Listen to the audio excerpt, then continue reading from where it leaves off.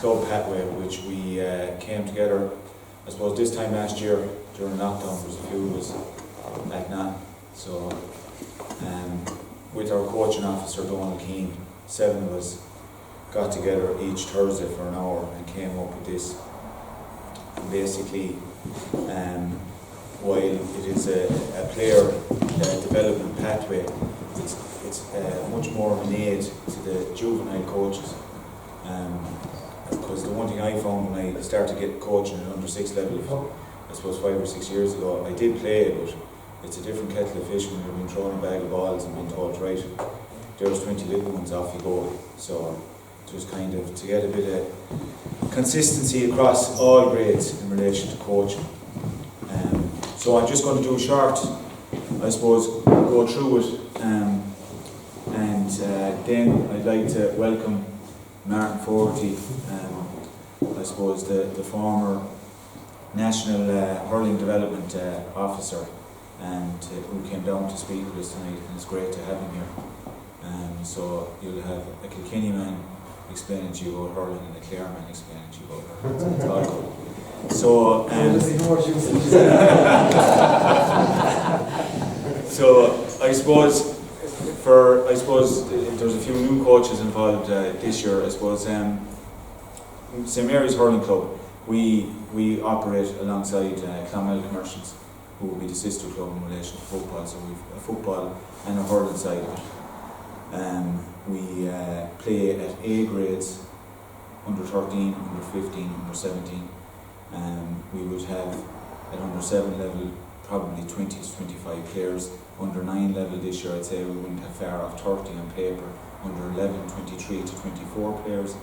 Under 13s last year had 3 teams, and I'd say the aim this year would be to have 3 teams as well. Under 15s last year we had 1 team. This year we will have 2 teams, and under 17 will be 1 team again this year. So there's quite a good numbers of young boys coming into the club. Although I would have hoped that there was more coaches here tonight, there is, across the board, there is at least 5 coaches assigned to each group, which we're very lucky to have when you look at other teams and that, and they all buy into it. When we started doing the pathway, the first thing it was St. Mary's Hurling and Camogie Club, and we as a group couldn't have the Camogie Club written on it because we didn't have a Camogie Club. Now, thankfully, since last summer, the Camogie Club has been set up, and I suppose is really driving on. So the purpose this year, and one of the aims this year, is that the Camogie Club will be incorporated into this pathway. So that will be driving on 2 fronts. So I suppose the purpose, I suppose, of our the club is to maximise participation and encourage fun and, of course, enjoyment. Especially that's through all young groups. The purpose at the end of all this is when they get to 17 that we have player retention, that there's more players going to that level, and that's been seen last year in the fact that Junior B, we struggled for the last few years. Last year we decided to go Junior A, and now we have a Senior B team, a Junior A team, and hopefully we'll have a 3rd Junior B team this year. So we are getting more and more numbers at that level, and this is being driven on by not just the amount of young lads that are coming into the club, but it's the volume of coaches we have as well, and what they're giving out on the pitch. It's obviously working. In relation to the goals and our value, I suppose it's to ensure a consistency. So we all know what we're doing at each age level. I'm more of the under 11s this year. We know what's going on under 9 level, under 13, under 15. There's a consistency that we have the same approach to hurling. Of course, we all have our different ideas, but we're all on the same wavelength. And a value is we deliver our coaching with respect. And I suppose that's on the field as well in relation to referees, which I am improving on. And a lot of us are. And I suppose this simplifies it, explains it, better coaches, better set of players, plus player retention, it'll give St. Mary's a better club. Them in relation to our coaches, again, simplifies 5 to 7 years of age when we're sitting down, what do we want at the end of a 7-year-old coming up to the 8 or 9. Simple. If we can get every young child able to grip the hurley right, it is an achievement. Again, it's simple things like that, and that's, again, at 8 or 9, you're learning to use the ball, play together. 10 to 13, getting used to playing in that team environment. It's getting competitive. Then 13 to 15, you're learning about positions, and 15 to 17, you're preparing them for going on to adult hurling. That's when it's hot and heavy. And again, it goes through that 5 to 7, master the ball, using the ball well. 8 to 9, and 15 to 7 is learning to perform. Principles are participation, our primary, I suppose, focus up to date. It's even teams, under 9s, under 11s. We were going out, we have a big tournament here, Martin, every September, the Frank Marathon. Loughlin Gales won it last year. We have Clarence Bridge coming down to Galway, Lismore, 6 Mile Bridge. Our aim going out is not to win it, no interest in winning every year, is to have 2 even teams. We enter 2 even teams, and up to under 11, that's what we do. We decided last year, under 13, we need to bring that competitive focus, and we had our strongest team was the under 13A. Then we fed down under 13B. It was the first year we'd done it. The previous years we hadn't done it at under 12 level. We brought it in at under 13 level. We looked at, I suppose, the fact is we're a town club. We're competing with Clonmel Commercials Football Club, who are going out. They're one of the best football clubs in Munster at underage level. They're winning.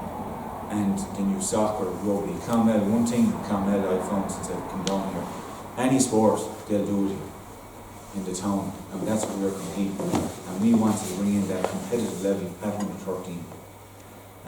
And last year, the under 13A, B and C team, John, I know, was disappointed with Fogarty. They lost 3 finals. 3 teams got to 3 finals. That's massive going forward. Every child got, at the age of 13 down to 11, got to play in the final. So it's a massive achievement for them going up next year to under 15. They'll be coming into it as well, eager and ready to go. Coaching excellent, technical skills, physical development. We have 2 bursaries set up, advertised. We have 1 girl on board from the IT coming on board in relation to, I suppose, physical development, fundamental movement. I'm not getting really into strength and conditioning. It's not that we want them bulked up, but she's coming on board, and she hopefully will be a good benefit to the club this year. A link with the adult club and local schools we're getting into this year, and we've someone in every school at the moment. I suppose this is our coaches, this is what we're expecting over the next, in 2 weeks' time with the child protection talk, and we'll get the vetting up to touch. And again, courses, unfortunately the last 2 years they haven't been happening, only online, I suppose, doing the foundation course, and that's something we hope through Tom Fitz to have an Award 1 coach, or Award 1 course over the next month or so. This is something, I suppose, we brought in last year, a small bit of uptake. It's something we want to kind of drive on this year. A session plan. If we wanted to incorporate it even into a weekly plan, but it's something, us, the under 11 group, we Kai down there every Saturday. One of us does a session plan on the Friday evening. We write it out rough and we put up what we're doing the following morning. And it's simple, we're turning up on the Saturday morning since we started 4 weeks ago up in the Astor pitch. We have an hour. We're being punted off at 12 o'clock. So we know coming straight up what we're doing with drills, and we're straight into the session. It's just, I suppose, small things like that I suppose you're not idling around. child is there for an hour, and straight away they know what they're doing, and you're getting them to concentrate. A 7-year-old, a 9-year-old, 11, 13, even the 17s that I'm involved with, can be tough going if they're idle for 10 minutes while you're trying to set up cones. Is to come prepared. Then that goes through the Gaelic players pathway, foundation phase, talent phase. It's again something I'll share on the juvenile WhatsApp group tonight, which you can all go through. Our player pathway model, again, it's all focusing around enjoyment. Saturday mornings here, Martin, from between, I suppose, 9:30 to 11. Once the weather gets better, out the back there we have from 5-year-olds to 11-year-olds, girls and boys, and it's just, you can see, I suppose, the enjoyment in everyone, the volume of parents that are down, and that's something I suppose you could really see last year with the Camogie on board, and it's something that I suppose really we have to drive on again, and look how we can drive on that this year. And then again, 13 learning to compete, 15 compete, 17 compete, they're competing, and that's what we're trying to get across to them. The parents' role is vital. I suppose getting them involved in the club, I suppose, for their own benefits, and of course for our selfish benefits as well, because you're trying to get as many people involved in the club. I'm a rural club at home in Clare, and I found it a lot easier with a rural club. What we have is hurling, it's way easier to get people involved. Again, you're competing with different things in the town, so it's again, anyone with any ideas on how to get more parents involved, that's the challenge, and it's a challenge every year for us. We have good coaches involved in every group, but the more people we can get involved, the better. And again, what they do at home is probably more important. And you can see, I suppose, every group can see when they train, you can identify very quickly in a training session who drops the hurley on a Saturday afternoon and doesn't pick it up again until the following Saturday morning. And it's, I suppose, the parents, if they take 10 minutes, 2 evenings a week in between them, it'll make a massive difference and get them on board with that. And at the end there, making the team coach aware of concerns, again, that we're being approachable to the parents. Again, that helps them get involved in the club, and it'll help them buy into the club ethos. This goes through the various age groups. What our emphasis is: age, skills, player development. We want from the 5, 6, 7-year-olds, it moves up through the ages. And again, with the headings, learning to use the ball well through the different age groups. The goalkeeper's pathway was something I kind of wanted to bring on board. I'm telling everyone for years, it's the most important position in the field. The best player always plays there.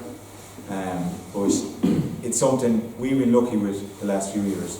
Under 13, 15, 17s, those goalies, we've been lucky they've been in with developmental squads. Naturally, we've just been lucky. Adam was on the tip minor team last year, Adam Brannigan, so we've been lucky, but it wasn't through the work we were putting in. We had no, I suppose, pathway in relation to goalkeepers, and we weren't doing a whole lot. And it's something we have to focus on again this year. We did a small bit with this last year, but not enough. And it's getting 1 or 2, I suppose, from each age group. We have a minimum of 5 coaches with each age group. So we get one person, and again, it's commit to one session every 2 weeks with the under 13s and the under 11s. Again, as Martin was speaking about earlier today, we're not looking for full-time goalkeeping coaches. It's just that you're getting them used to playing in goal from 5 to 9. You're rotating them every game. Give everyone a chance there. The under 11s this year, what I've done is I've ordered 2 goalies for us. They'll be at every session. And a child will come, they'll be going, Jesus, that's a different hurley. And if they pick it up, well, why didn't you go and try it? Small things like that hopefully will encourage more and more lads to take up playing in goals. And then as we work on at under 13, you're getting into, I suppose, positional sense, puck outs, and very vital communication. I suppose you're meeting a young 13-year-old lad that again, getting them to call on their backs is vital. It was something I was brought into a Clare underage 14 set up many years ago, and I had a fella from Kilkenny coaching me, Pat O'Grady, and he told me after the second session I was too quiet, and he brought me down to the back of Cusack Park and he would be roaring and shouting for every ball he was into. Now I would say there's a lot of people going, what happened since? It definitely got it out of me. But again, communicating, goalie communicating is vital. Again, we're developing it up through the age groups, to under 17, striking long distance, but again, getting low trajectory that, again, they're able to vary their puckouts, that you're able to stand up and at a split second's notice that you have developed it from under 13 upwards, and that when you're hitting 17, that in a split second you can change position or change a channel you're going to hit. And again, what the coaches, what we wanted them to commit on, and it's something that I suppose I would like to be incorporated this year is with each coach that we identify what each coach is doing. That's not in relation to just on the field. It's probably, I saw it through Clubs app with each group last year, that I was involved, I'm over the under 17s with the rest of them, so my role was last year, 90% of the coaching was done by Sean, our coach, and the other lads helping out obviously. So I organised challenge matches, I organised information being put up on Clubs app and dealt with parents for any queries. So Sean was turning up to training and he was just focusing on the session. If I believe that who is doing, I suppose, say 60 to 70% of the coaching, if he's putting it up, the information in relation to training, ringing lads for challenge matches, and he's taking all that on, by the time 3 or 4 years passes, he's burnt from it. So what I'd be hoping this year is to identify specific tasks for each member of the backup team. We're all getting our coaching skills in, but that we all identify a task for each of us and incorporate the goalkeeper thing into that as well. That again, it's simple basic goalkeeping coaching, but that someone takes that on. I do that once every 2 weeks. I do it. Okay? These are through the level 2 skills challenges. Again, seen at the start of the year, at the end of the year, if you want to incorporate it in the middle of the year, seeing how, I suppose, the child is progressing. Again, it's not going around with a folder ticking, writing down the child's name. You'll be able to see, if you split up into groups of 4 or 5, you'll know at the end of the session, you can make a short note amongst everyone who's developing, who we need to identify to give them that extra bit of coaching and encouragement to kind of bring them on. And there's 4 different skills challenges levels which you can have a look at. And then additional resources, there's links in there. Again, YouTube, Twitter, you name it, the amount of, be it fun, from fun games to coaching exercises, fundamental movement exercises. If you search them, you can easily find them. As much as myself and say Fergal and Donal and John would like to say we started this from scratch last year on a blank canvas, we didn't. We looked it up on the internet. We went to the likes of O'Loughlin Gales had theirs up, smaller clubs in Cork, and that's what we worked around. Use every available tool to us, I suppose, to get the best out of us going forward. And I suppose this year, in relation to progressing this, feedback from all the coaches is a massive thing. And if we can get that, I suppose, through the session planners or even a weekly session planner. We sat down the under 11 coaches a few weeks ago and went through what our aims were before we went back coaching with the lads. Again, small aims. Do you know, one of the things I identified, I should say, as a group in the last few weeks is the same group have been, with the age groups, the same group has been training with each other prior to this year for the last 2 years. So all of a sudden, say the 9-year-olds are coming up as 10-year-olds, and you can see they're finding it difficult. And that's something we have to be very cognizant of this year going forward. Put the extra time into those younger lads. They're going to find it going tough, do you know. They have been, I suppose, top of the pile, the strongest lad in their group for the last 2 years, the dominant player. All of a sudden they're coming in to an older age group, and they're going to find it 2 years in a young lad's life to all of a sudden I'm struggling. We could be turning a few players off, and we could lose a few players, and that's something we need to definitely keep an eye on. Again, coaching resources, as I said, they can be got online, and there's links in there. Any questions before I turn over to Mary? Nothing? No. So my WhatsApp will be lighting up in about 2 hours time. I'd say, look, Shane, well done, and it's kind of like the main thing about tonight is reiterate the whole coaching pathway, and that's I think the for those that aren't here, okay, that the information is got out to them, and be it in the full presentation there, or bits of it, or the salient points on it, that it's important, particularly the managers. And your idea there in relation to the splitting of or the spreading of the various tasks amongst the management team, okay, I think is a good one, okay, and is a very good initiative, that if a manager of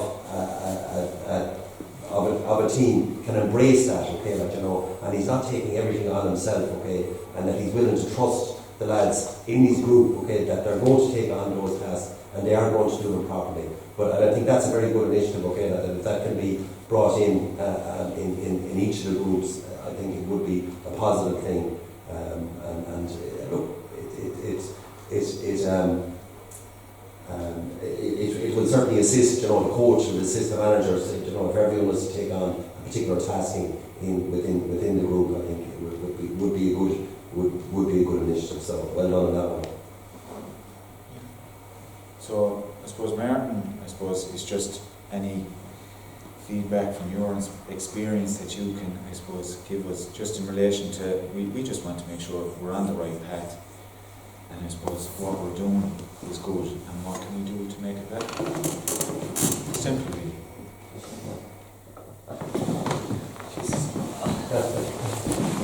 That's how you don't, Reds. How come there's no one sitting up in front row?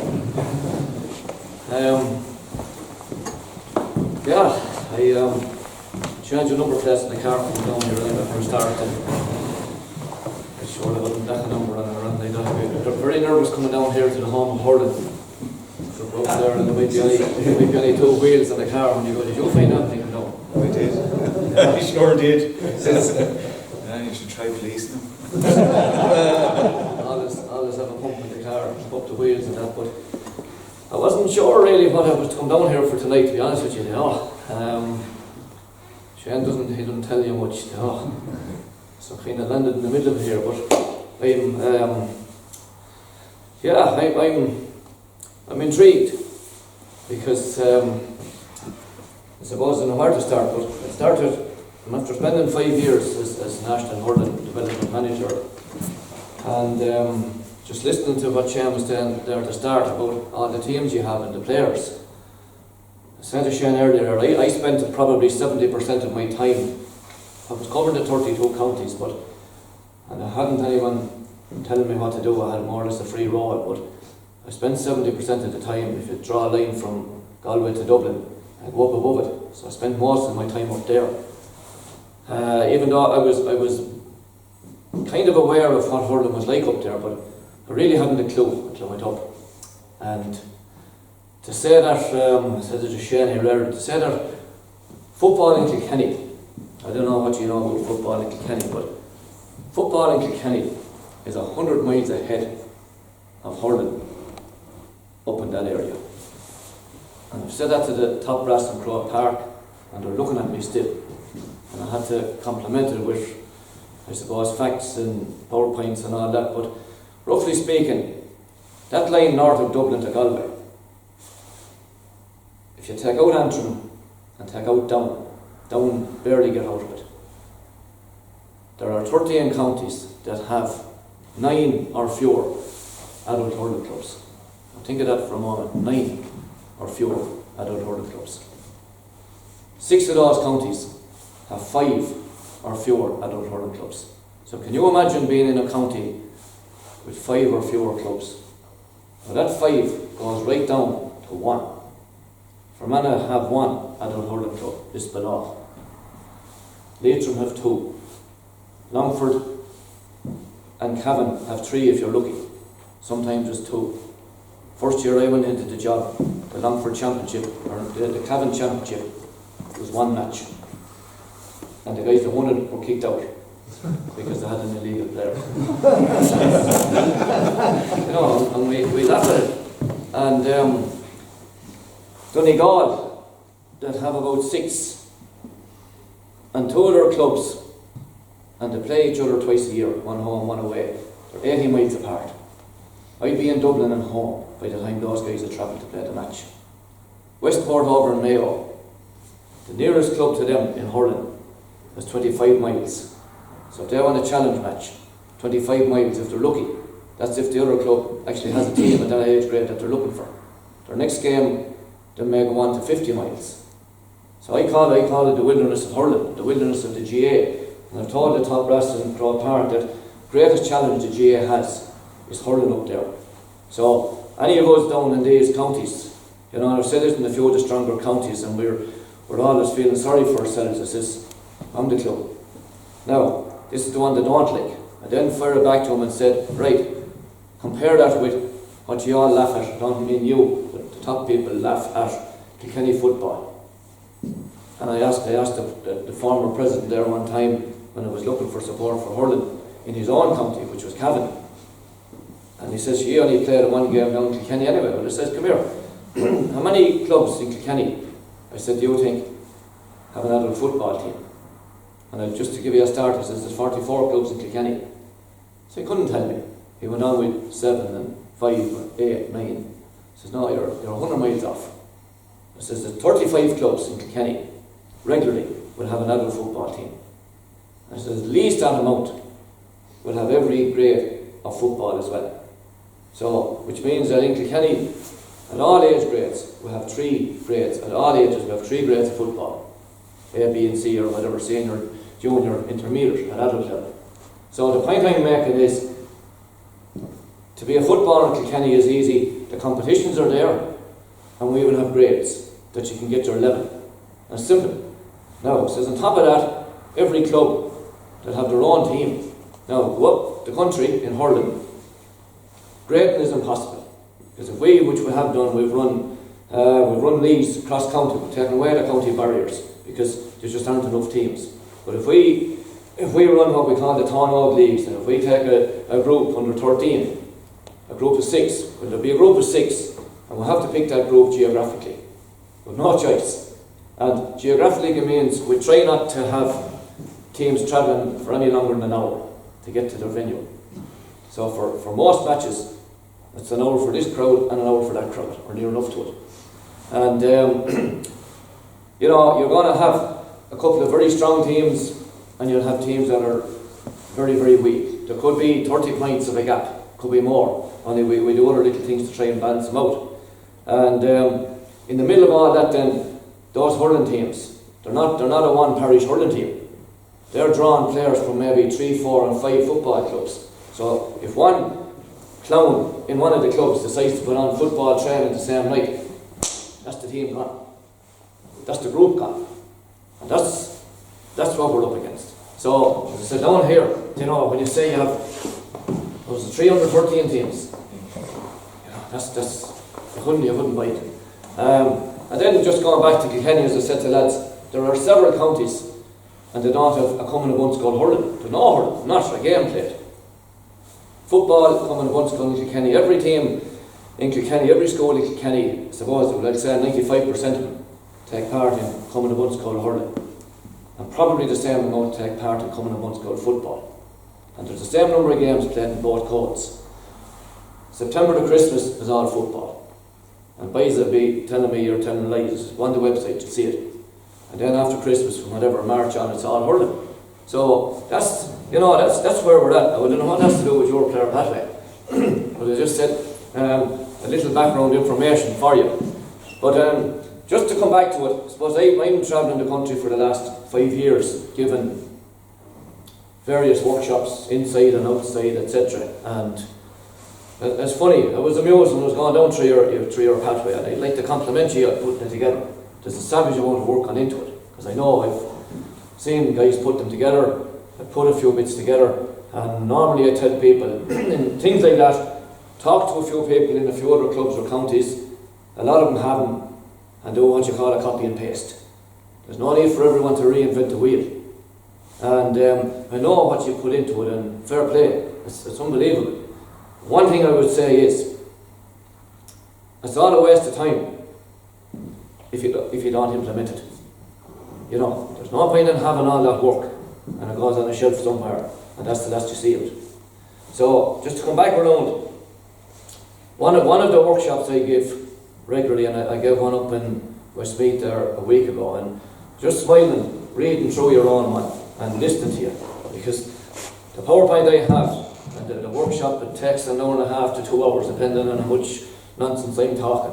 But it's nearly all in there, all the little bits and pieces. So there's another thing. Right down to the workshop is a kind of general, I call it a kind of a general talk to coaches, some that are total beginners, some are at it for a while, as to what I think kind of should be things that need to be mentioned in coaching.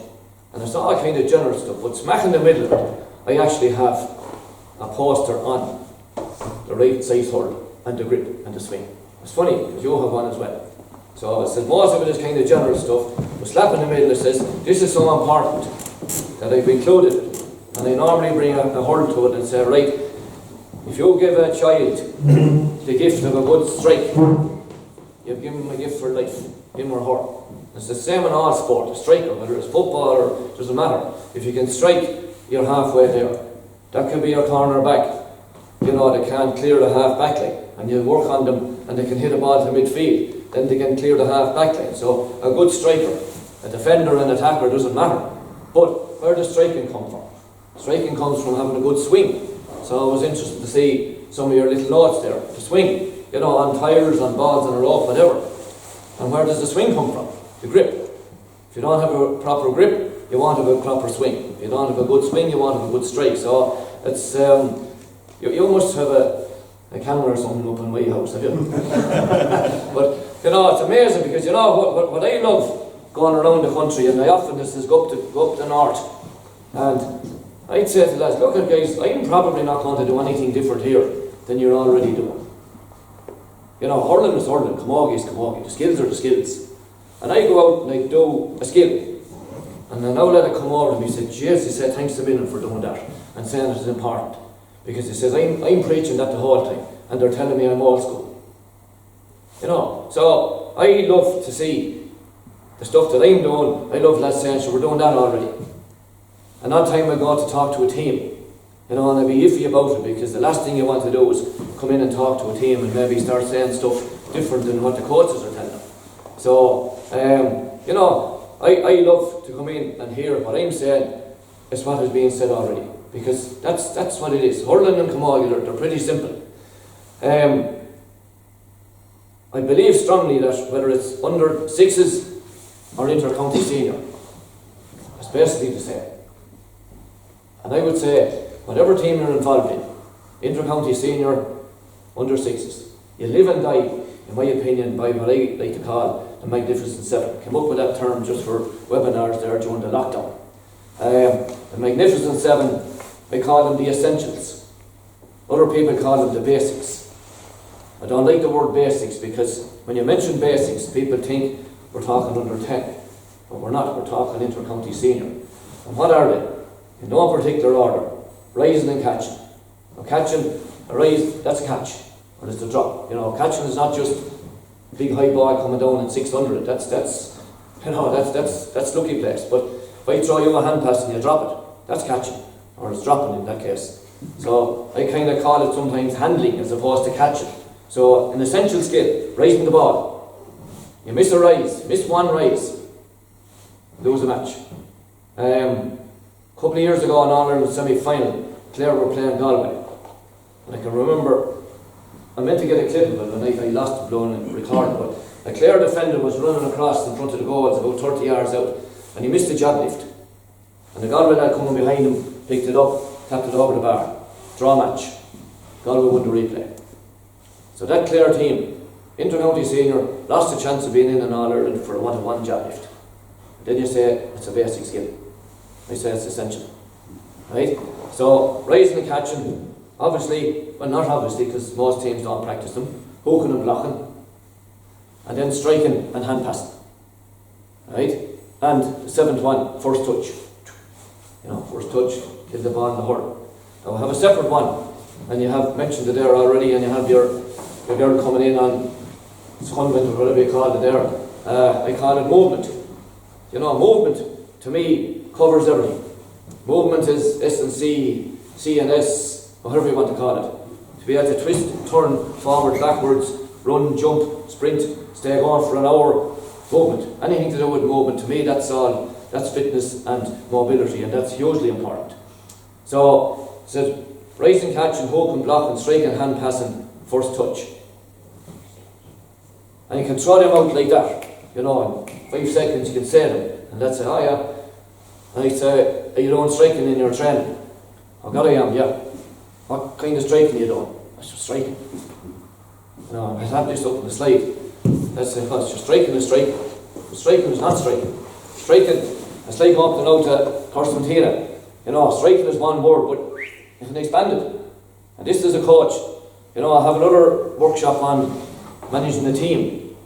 All the bits and pieces and going right down to what needs to be done. And interesting to hear you again saying different people taking on different roles, doing the texting, get the challenge matches, all of those things are savage.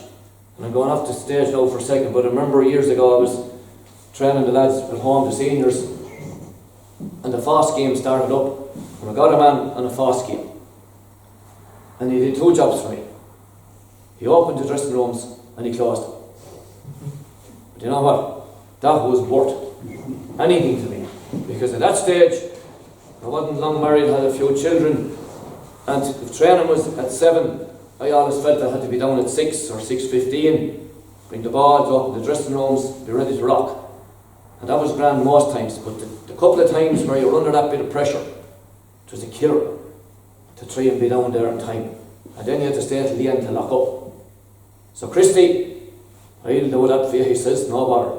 And he'd open and I give him a bag of balls. So no matter what time I was down, the dressing rooms were open, the bag of balls were there in the dressing room. That has one job only. Now, fast forward, you know, big jerseys, putting up nets. He used to stick the nets up as well because we couldn't leave the nets up as we're robbing them to go down and poach trout in the river. So, you know, all of that is so important. But coming back to striking, and I said, you know, the skills you can throw them off there in a second, but if you take striking alone, you know, what is striking? Well, as I said, striking is a 10-year project. Because first of all, they're striking on the ground. They're striking out of your hand. There's lift and strike. They're striking a ball in the air. They're striking a stationary ball. They're striking a moving ball. They're striking right. They're striking left. They're striking with your hurl shortened, and they're striking full length hurl. I haven't even gone into distance. Then there's how far can you strike. And then looking at your skills test, you know, can I strike 10, 20, 30, 70? And when you have all that solved, the striking for accuracy, grand I can strike 70 yards, but can I strike that ball at 70 yards to go between 2 poles 5 metres apart? Now notice in your skills test you have them poles only 2 or 3 metres apart. That's fairly tough. But very good, Claire. They are, yeah. Sorry? They are.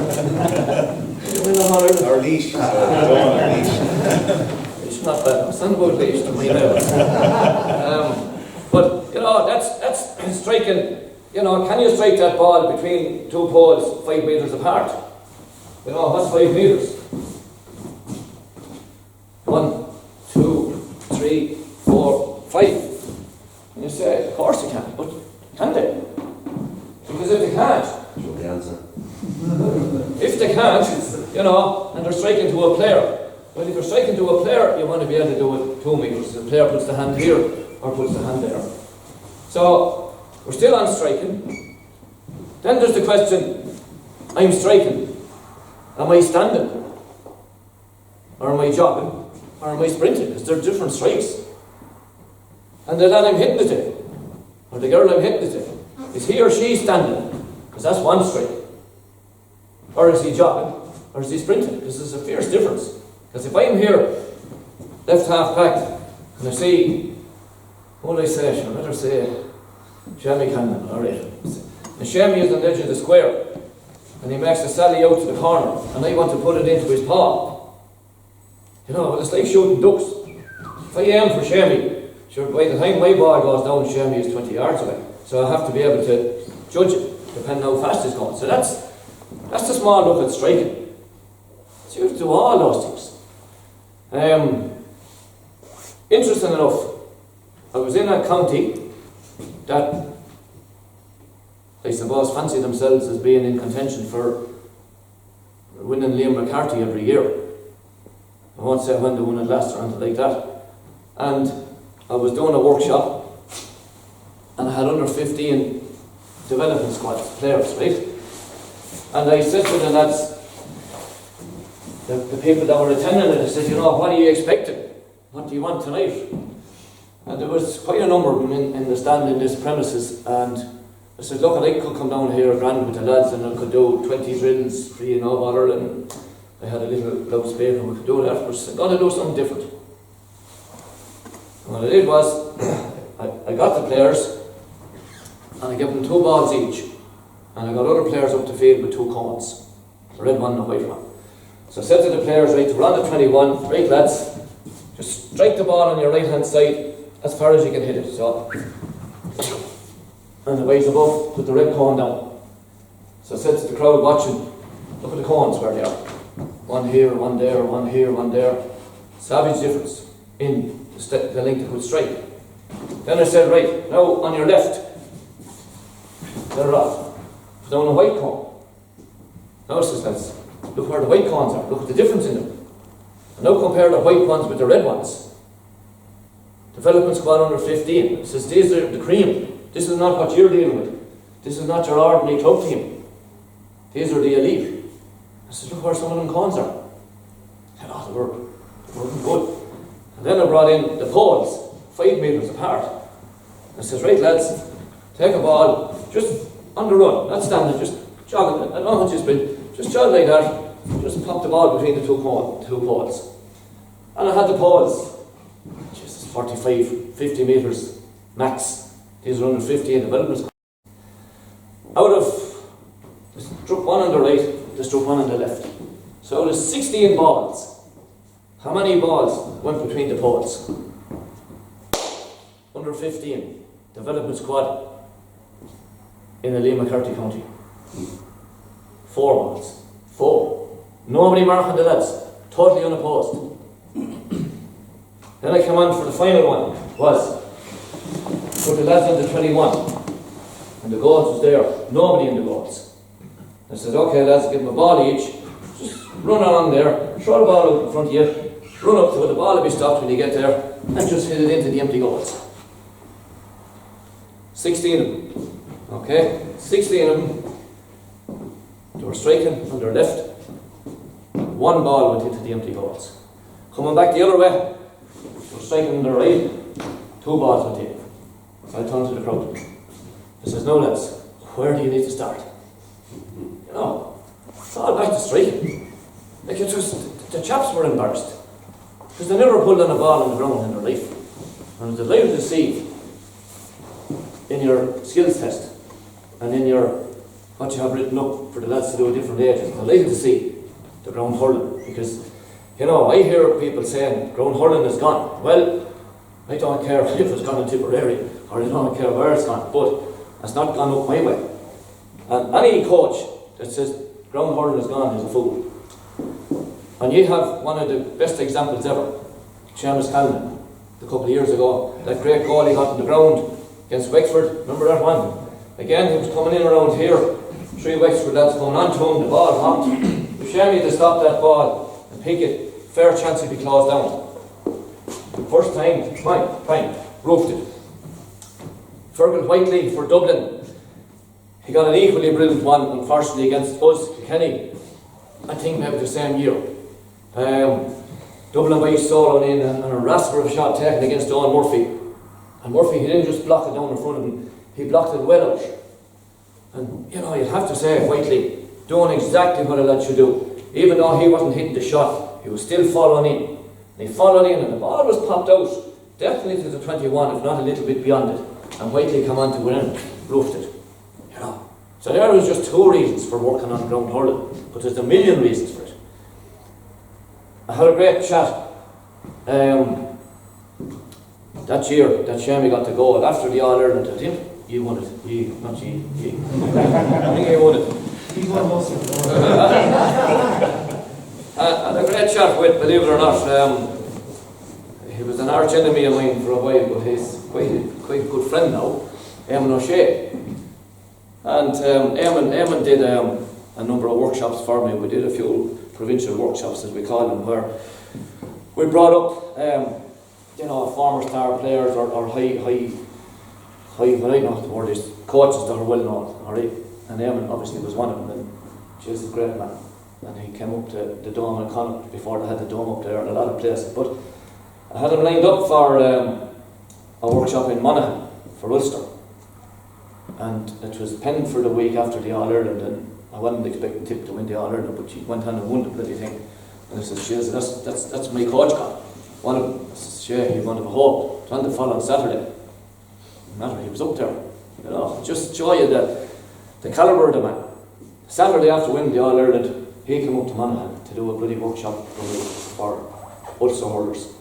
And I got chatting to him about Shammy and the ground hurling. And I says, "You know, what do you think of it?" He has the same views I have myself. You know, all the skills are important. He says, "Of course it's important." But he says, you go into a lot of clubs and Tip, people run out of it, doing ground hurling. But he told me, he says, about the week or 10 days before that goal, Shammy came to him and said he was losing confidence on the ground. So he said, day or two after, himself and Shammy went to the rack. That's in Thurles or somewhere, is it? They went down to the rack, he says, for 40 minutes, and they put the ball around on the ground, the two. And Shammy came on then and scored that goal. Funny enough, I never met Shammy until before Christmas. I was walking out after getting a dinner somewhere, and I knew that I was talking to a lad. And I didn't recognise Shammy. I wouldn't know him without the helmet and the gear. And so Lord said, "Well, you know, Shammy there," says, Shammy Conlon, "Jesus, how are you doing?" And I says, "God, I have to ask you this.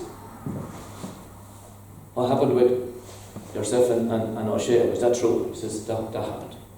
So I've been going around the country telling coaches and players, I says, "Look, the player of the year that year, outstanding hurler, sees fit to practice ground hurling. You know, why doesn't everybody else not do it?" And I get Stoke Hans all over the country, "Oh, ground hurling is gone." And then my own experience, I know, because I used to have a pain in my arm. Shefflin, Henry above, after training, have to stay back several nights, and my job was to go at the back of the goals and have 3 balls, right? He looked the first one to him and he'd take his free. As soon as he had it hit, he actually liked it. As soon as he hit it, he wasn't watching to see if it was going over the bar. Because when he hit it, he knew it was either gone or not. But as soon as it was hit, he wanted the ball hit out in front of him. And he raced out to that ball and he'd trap it. That was his old habit. He'd trap it, he'd turn and whip over the bar. When that one was on the way, he wanted the third one. And he'd run to the third one. If it hopped right, he'd lash it on the ground. If it didn't hop right, he'd kick it out and lash it on the ground. So that was his little routine. A free, a strike over the bar, and a ground strike. And as I have said to people all over the world, or the country, you know, it was good enough for those guys. Surely to God it's good for Joe Soap down in Castlecomer. Anyway, how do we get on to that? Why, that was striking, right? Right, just tell me when to stop, okay? Right, going back to what you have there. And my little workshop. one part of it is I encourage clubs. I says, lads, look at it. I think it makes good sense to bring all the coaches together at least a handful of times during the year. And I see it on your sheet. And I'm saying, look, maybe during the season, even once a month, once every 6 weeks, I said, just to come together. And if you do not only have a cup of tea and a sandwich, that'll benefit you. Because I often do workshops with coaches from different clubs. I make up to Roscommon and they're all in together. And I say to the lads, look, what I give on the presentation tonight, you can forget it all if you like. It's not that important. You might remember one or two things. But the fact that you're here together, different clubs, and the Four Odds boys will be there, and Dominic's lads will be there, and basically sit together for a start. I know when you look at them on the sideline, your man is the greatest, whatever, but they're generally not too bad. But that coming together, they'll swap a few phone numbers, they'll arrange a few challenge matches, and they'll talk about hurling and camogie. And that's it. And so I say to clubs, too many clubs, the coaches are rivals, and they don't talk to each other and they don't meet each other. So I said, once a month, come together, have a cup of tea, have a sandwich. Everything else then is a bonus. And I move it on a bit then. And I said, for want of a better word, I said I would appoint a coach coordinator, or whatever you want to call it, an officer, doesn't matter. Ideally maybe 2 or 3. Now, ideally somebody, and it doesn't have to be one of the coaches, it can be an older man or an older woman that actually gets on well with everybody, right? And I'm coming to why. Somebody that can talk to everybody without being told to so-and-so off. And I say, right, ideally, every club, the coaches will come together. Now, why? Help each other for a start. Some will be new, some will be experienced. And you try and have somebody with some little bit of experience involved in each age group. That's the first thing. And that person then is kind of mentoring the others. So I'm coming in and I'm brand new, never saw hurling in my life before. Doesn't matter, I can be a savage coach. All I need is enthusiasm, that's all. And Shannon eased me into it. He gave me the water to mind the first night. He won't even let me film. Second night he'll ask me to film. The night after that then I bring the bibs in. And the night after that then I can divide them into reds and yellows and actually hand them out. And then he'll stick a whistle at me, because we're playing 4-side under 6, and he'll stand in the middle there, and on no account blow that whistle, just hang it over your neck. Right? That's grand. Yeah, and just tell them, well done, good lad, that's it, brilliant. After about 2 or 3 nights of that, I can blow it. It's a process. Blow it for the start of the match and blow it for the end of the match. So, a week or two after then, just get a mark for it, go straight with me arm. Now you're a coach. That's all it takes. So, anyway, getting back to that, I would say, right, this group comes together, and the fact that they come together means that we have a chat, and you're over the 13s, and I'm over the 15s, and you said, just we have a match tomorrow night, or 2 nights' time. The fact that we're chatting, sure, you go down to it. The 15s might actually, lads off, might go down. Do you need a hand? Sure, we'll do umpire for you, maybe, or we'll do the water, give a little hand, and it's good. And we're working together. That's the start of it. Now, the main part of what I would say is, ideally, and you have it done here, ideally, the club develops, you call it an ethos. Call it what you like. It could be a little mission statement, it doesn't matter. And it doesn't have to be at all as elaborate as your one. I'm saying to people, scribble it down on the back of a sheet of paper. Now, what goes on it? What goes on it, to me, is how you like your club to be viewed by other clubs. So, what do other clubs think? What? Roscrea, Roscrea, Nina, Tipperary, seniors, no, forget them, clubs. Whatever club, Castlecombe, Clonmel, St.Mary's. And to see that, right, what are they expecting? What are that crowd like? Right, are they dirty for a start? Or are they a decent enough crowd? How do others look at you? On the field, off the field? And I say, right, as a group, you sit down and you say, right, how do we want to be viewed? What's important for us? For a start, what way should our coaches be? What kind of coaches should we have? and I have slides with big mouths and small mouths. What's acceptable for coaches? Is it acceptable, for example, that when another team is playing, oh geez, this crowd are going to be halfway into the field, the managers, for a start. They're going to be roaring a ball at the referee.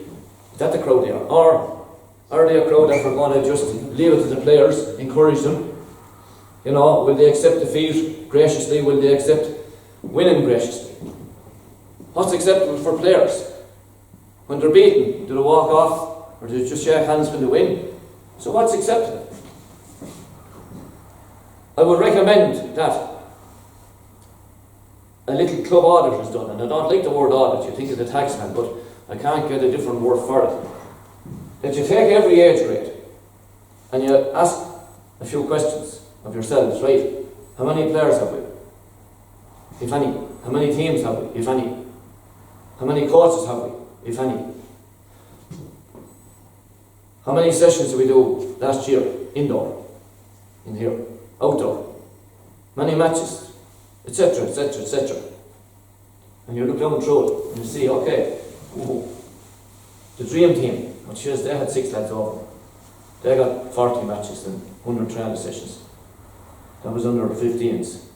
Under 13s, they were going to win nothing. Just only one lad over them.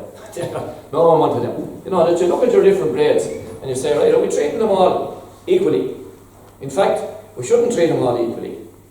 The weaker ones, the weaker groups, should get more work and more effort. Because, like again, I'm an ex-teacher, primary teacher for 38 years. The clever children, they're going to get A's in their exams anyway, even if you're not there. But what do? We all clap ourselves at the back. But cheers, Johnny and Mary and Philomena, and oh no, 100%, no bother, great, cheers, I'm a great teacher. That's irrelevant. They would have got those A's, even if they never came to school as a teacher. But, how about Joe and Patrick, that, you know, in 5th class they still can't read. And by Jesus, by the time they went out, they could read. No, not great, but they could read. That's progress. It's the same in hurling. Right? It's not about bragging about Tommy Welch, as I trained Tommy. JJ, 10th day. He didn't train. He didn't. You know, he was just there in the field. You know, in fact, nobody trained, because they got the very same training as 1,000 other lads in their club, but they're just like a good mushroom, they just came up. Right? But you could point to a lad that was going to give it up. You could point to a lad that couldn't throw a ball up and hit it. Right? He couldn't do it. He couldn't catch a ball. 5 years later, now we can do it. And he still might make the team, but now he can strike a ball. I remember getting a savage kick. Not a kick physically. Years ago in school, one particular year, I had a big number. And instead of bringing 20 subs, I entered 2 teams in the school's competition. Now the second team, they weren't good, okay, put that way. The one had no hope of winning anything they wouldn't have match. So I would ring up the teacher of the other team before I went and says, look, Peter, boys I'm bringing down, they're not going to beat you. Right? You can have the points if you want in advance, we're not interested. Right? So bring down your subs or bring down 2nd and 3rd class instead of 5th and 6th, whatever. And grand, we went on through the season and the boys all got games and they were delighted. We won our first minor A a few years after. One of the boys offered the B team. It was number 7. And just as I wasn't involved in the minor, I got a kick out. I says, just as like, I was delighted. I says, feck it. If I didn't put in that old B team, that lad was lost. And, you know, a little thing like that kept me going. But, going back to it, back to your mission statement, your ethos. You sit down as a group, you know, which you have done already. And again, the best way to do anything like that is to somebody, 1, 2 or 3, do up a draft and say, right, here's what it might look like. Okay, now we'll have the chat. Agree with that? Yeah, no, yeah, no. Anything new, add it into it. It's quicker. And you say, right, how do we want to behave as coaches? What's acceptable for players? You know, are we okay with that language? If we are, we are. Are we okay with lads taking off and kick the helmet into the dugout? Are we okay? If you're okay with it, it's grand. If you're not okay with it, we're not okay with it. And you end up with a list of stuff. Everything from giving players games, you know, do you think they should all get games? If you don't, you don't. Anything like that. I'd have an old short list of stuff. And I think that's important. Now, coming right down then to what's done on the field, and I think you mentioned it there. To me, possibly 80% of the session should be almost set in stone. And then you leave 20% to individual flair, right? So that for certain, if I'm looking after the under 10s, for certain, ground hurling in the line of 4, that has to be done X number of times during the season. Under 15, hooking has to be done, blocking has to be done. Certain things have to be done. Now there aren't too many, as I said, there's the Magnificent 7, right? And, okay, so we as a group have agreed, yeah, this is important, all of these things are important. And we agree, right, the most important thing of all is the game, that every session is, broadly speaking, half of it is skill development, half of it is game. Okay, now the game obviously can take different formats. It could be 5-a-side, 7-a-side, 15-a-side, depending on the age group you have. But we as a group have more or less agreed that. Now, your coordinator or coordinators then, 2 or 3 people, have assembled these meetings. So I would say Bridie is not a coach. She's a little bit older than me, but she gets on well with everybody. She's going to be the coordinator. So she'll call the meeting every month. She'll make sure we all come in. And if you don't turn up, she'll be on to you. Jez, you weren't down the other night. Come on, we need you at the meeting. And she will go down through what she have agreed. And she'll be keeping an eye and she'll see we're doing it. And she says, right, we said that we're going to be doing hooking and blocking every second week. Just there was, Mike, I was down at your couple of sessions there recently, and there's any hooking or blocking done. I thought we agreed to do it. And she might say, I thought we were going to keep our mouths shut on the sidelines. Is that you there? Is this you? That little video I have. Is this you? You know, because, you know, the mountain on the sideline and the coming in on the field, it does affect the players. It does affect them. But you know who it does affect most? It affects the referee. And I'm mounting it under 13 and ref every night of the week. And you're mounting it under 15. And you don't say a word of under 17. The ref that I mounted it and you mounted it is reffing your match. This fucking crowd again. Now he'll pull you. He's only natural, he's only human. Because this crowd are always mounting by just the first chance he gets, red card. So, that's a couple of little bits and pieces, right? I would say, that's your little games, I would say it's hugely important that somebody at each age grade keeps a record, a written record of who gets what number of games. Why do people play sport? They get games. No. Again, you can't play the game without the skills, and you learn the skills with drills, so we need a mixture. But why do lads leave hurling and go off and play golf? Because they get a game every day. They go off and kick soccer, they get an old game every Saturday or Sunday, and the Norman minds them at all, but they get a game.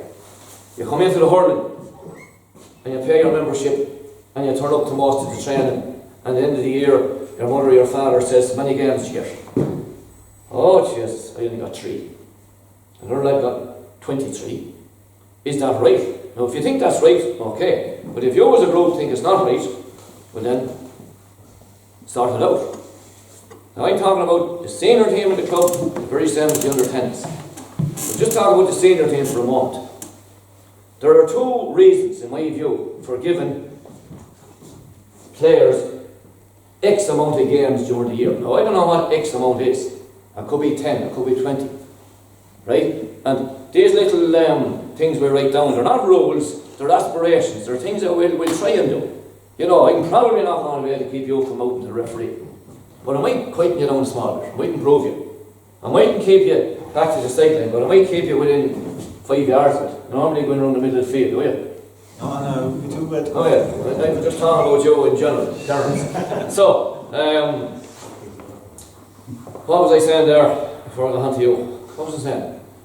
Aspirations. Huh? I think aspirations of... Yeah, what point was I on? Games. Oh yeah, games, yes, yeah, right. So going back to the senior team. If a player has the membership and turns up for most of the trial sessions, just they're entitled to games. Now, it's not the Vincent de Paul. It's not championship games. You know, there's only 15 going to play the championship. As I said, under 13s, some things are for winning. right? So championship is different. The best will play, according to us. Okay, and if you don't make it, tough luck. Life is tough. Johnny Cash, you know what Johnny did? What do you call the young lad? Sue. Yeah. Why do you call him Sue? Because he wasn't going to be around to mind him, and he says, you want to get through life, you got to be tough. No, that's some song. That is, that song is worth putting up there. And when you met your man eventually, you know that.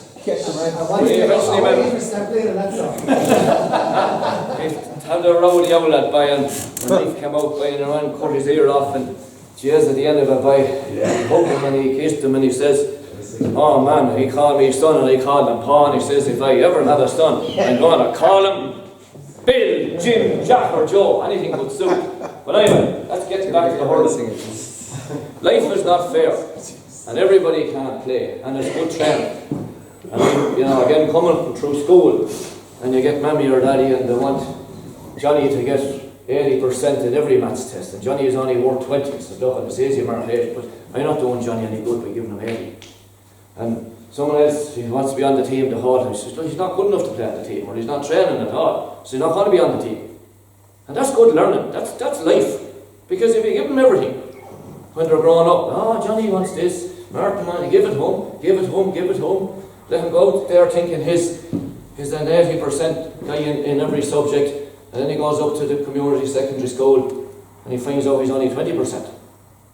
Right, or he goes off in life, and as they say to lads, he gets everything he wants. And if he hits 18 by and he asks this girl to come out on a date, and she says, you must be fucking joking. Not if you're the last lad in Ireland. Where does he go then? Down the river. Why? Because he thought he'd get everything he wanted. So that's what sport does for you. And there's a fine line between encouragement and playing and saying, sometimes you're not going to get what you want. Now, I'm gone off on a tangent already. Who that is hugely important for is the talented players growing up. It's very easy to look at the weaker players and say, right, we'll work on them, we'll encourage them. But what about the guy that is 6 foot at 14 and he can fire it around out of the way and he can go up and down that field like Cullen? How do you handle that fella? What does he need? Because he thinks he's going to be the next, what do you say down here? Seamus Kennedy. Oh? Seamus Kennedy. Seamus Kennedy. Okay. He thinks he's going to be the next Seamus. No, he won't even know. 14. Anyway, whoever he thinks he's going to be. And he comes up and he makes the tip minor team, no bother at all. But then boys are catching up on him size space. And he doesn't make the under 21 team. Or he goes in an under 21 panel. And he's left in the line. And he was never on the line in his life before. And he's stunned. And he's gone. The best of players, it's so important when they're strong and big and good that you look at them and say, that's not going to carry you for the rest of your life. If you don't start bringing other players into the game, if you don't start passing ball and becoming a team player, you're going to get the shock of your life. You won't make that minor team. Or when you come out of mine, I've seen this with minors, they'll walk onto them and then they come in under 21 and they're so. I remember so clearly one night on a senior panel in training, and we kind of used to like to have 30 players on the field most nights to play a 15 on 15. So in advance I'd check out how many lads were going to be missing. So if we're going to be missing 4 players, I might ask in 6 lads. It could be under 21s or there could be club lads we want to have an eye on. It was a way of getting a look at players. So you bring them in on a night and you say, look, lads, come in, you mightn't get any game time, but you get all the training, and then we decide we'll give them some bit of game time. I remember one night, some of the boys that were after coming in a few nights and they didn't get a game the night before, and I says, right, Stephen, you're on. I called off for that. That was actually on the panel. He was one of these boys that had come through the whole way, was on all the teams. I called him off in training. And he looked at me. Oh, he says, off? Me? Yeah, you, let him Stephen there. Oh! And I had to fucking, I had to counsel him after. How dare you take me off in training?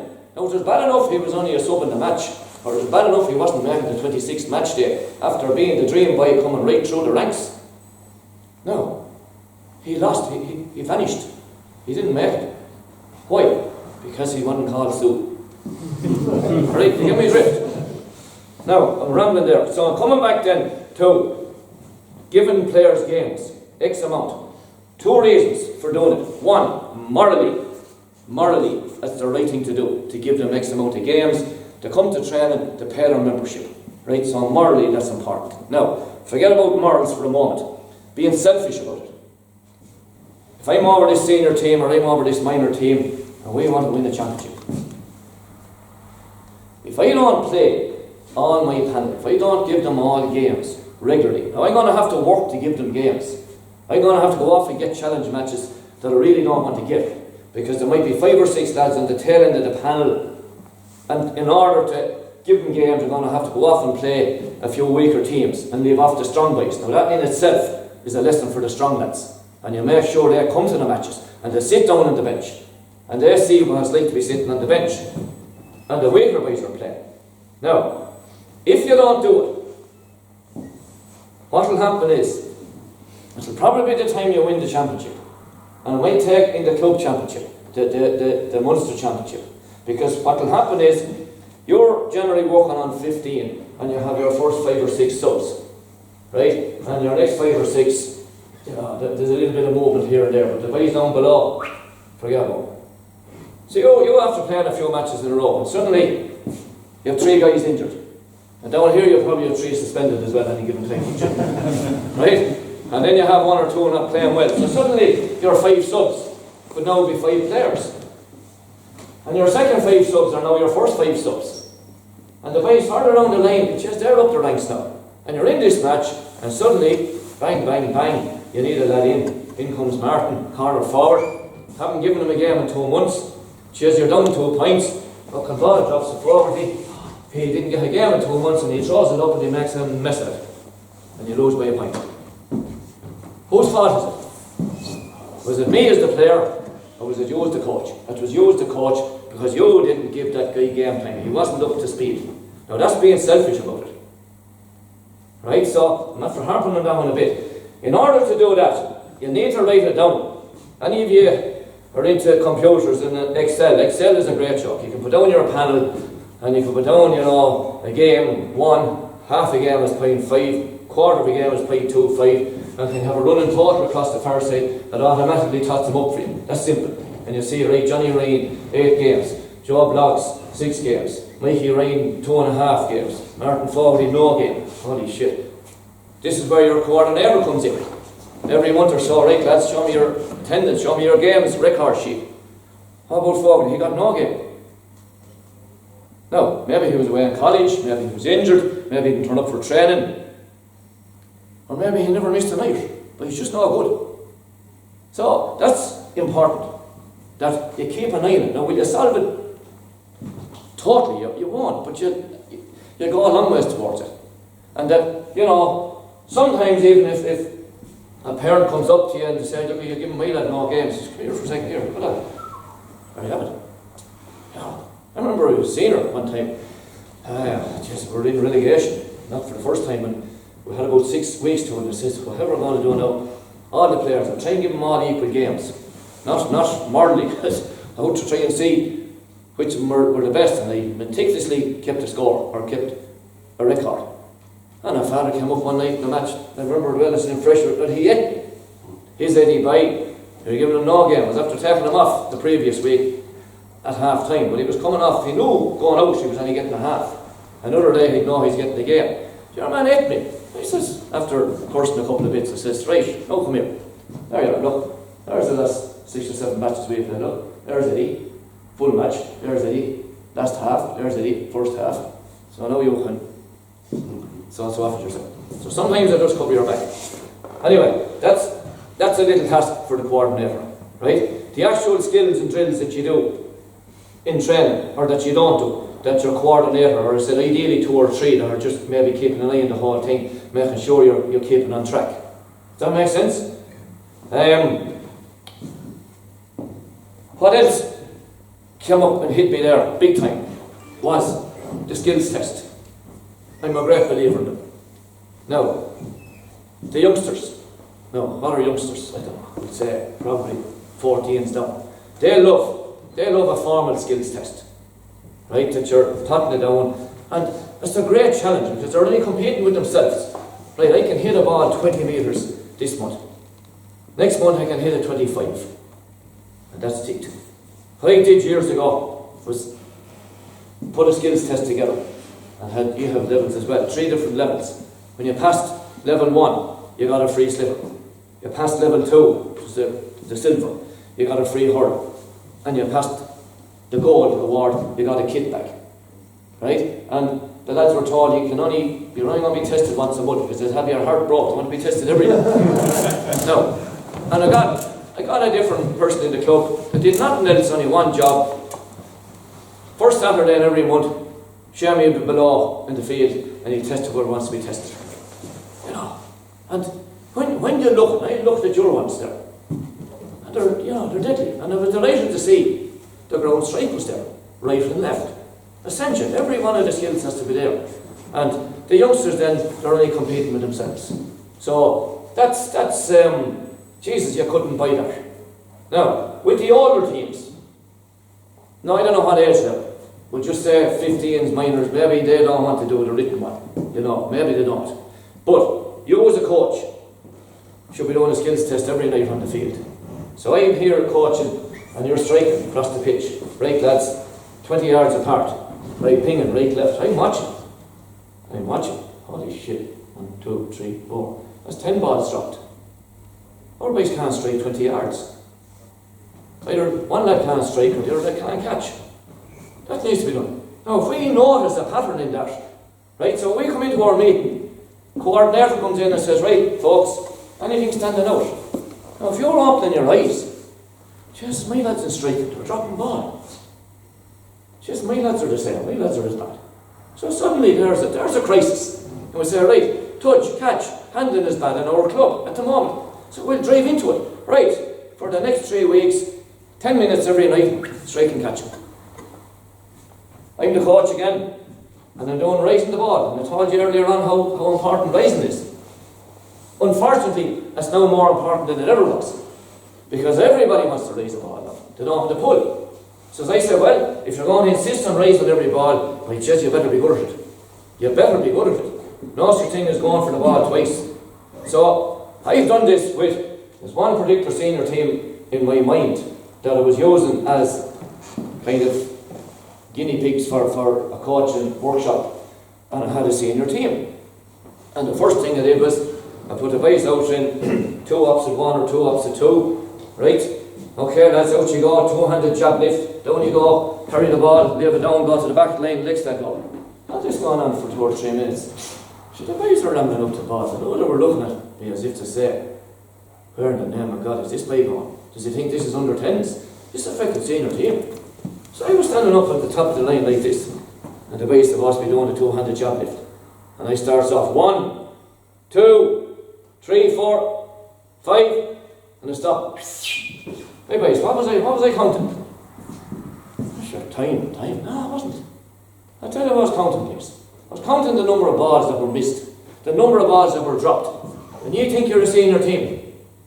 So you're only senior in them, lads. There's nobody marking you. There's nobody marking you. And you couldn't raise the ball without dropping it.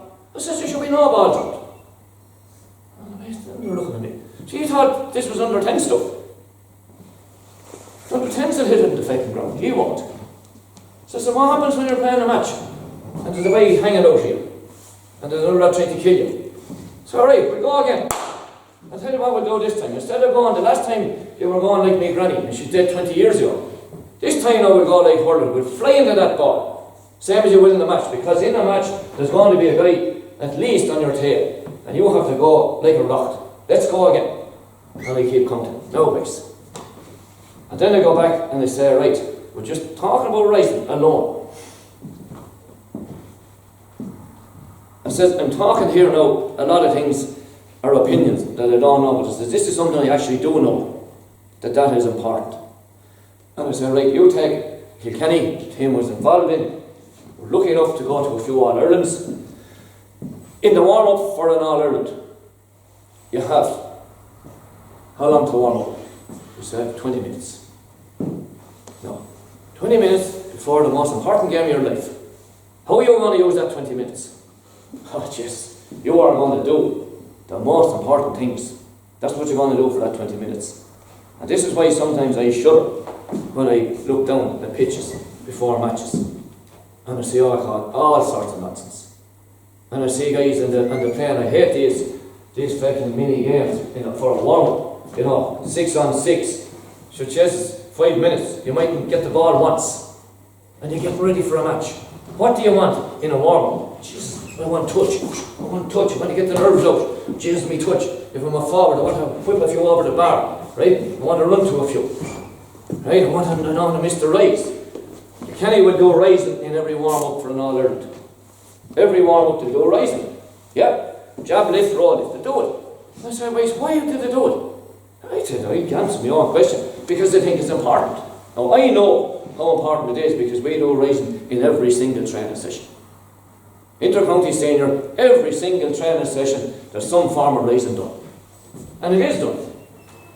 So that's the point I'm making. Now, what else have we done? Striking. Striking.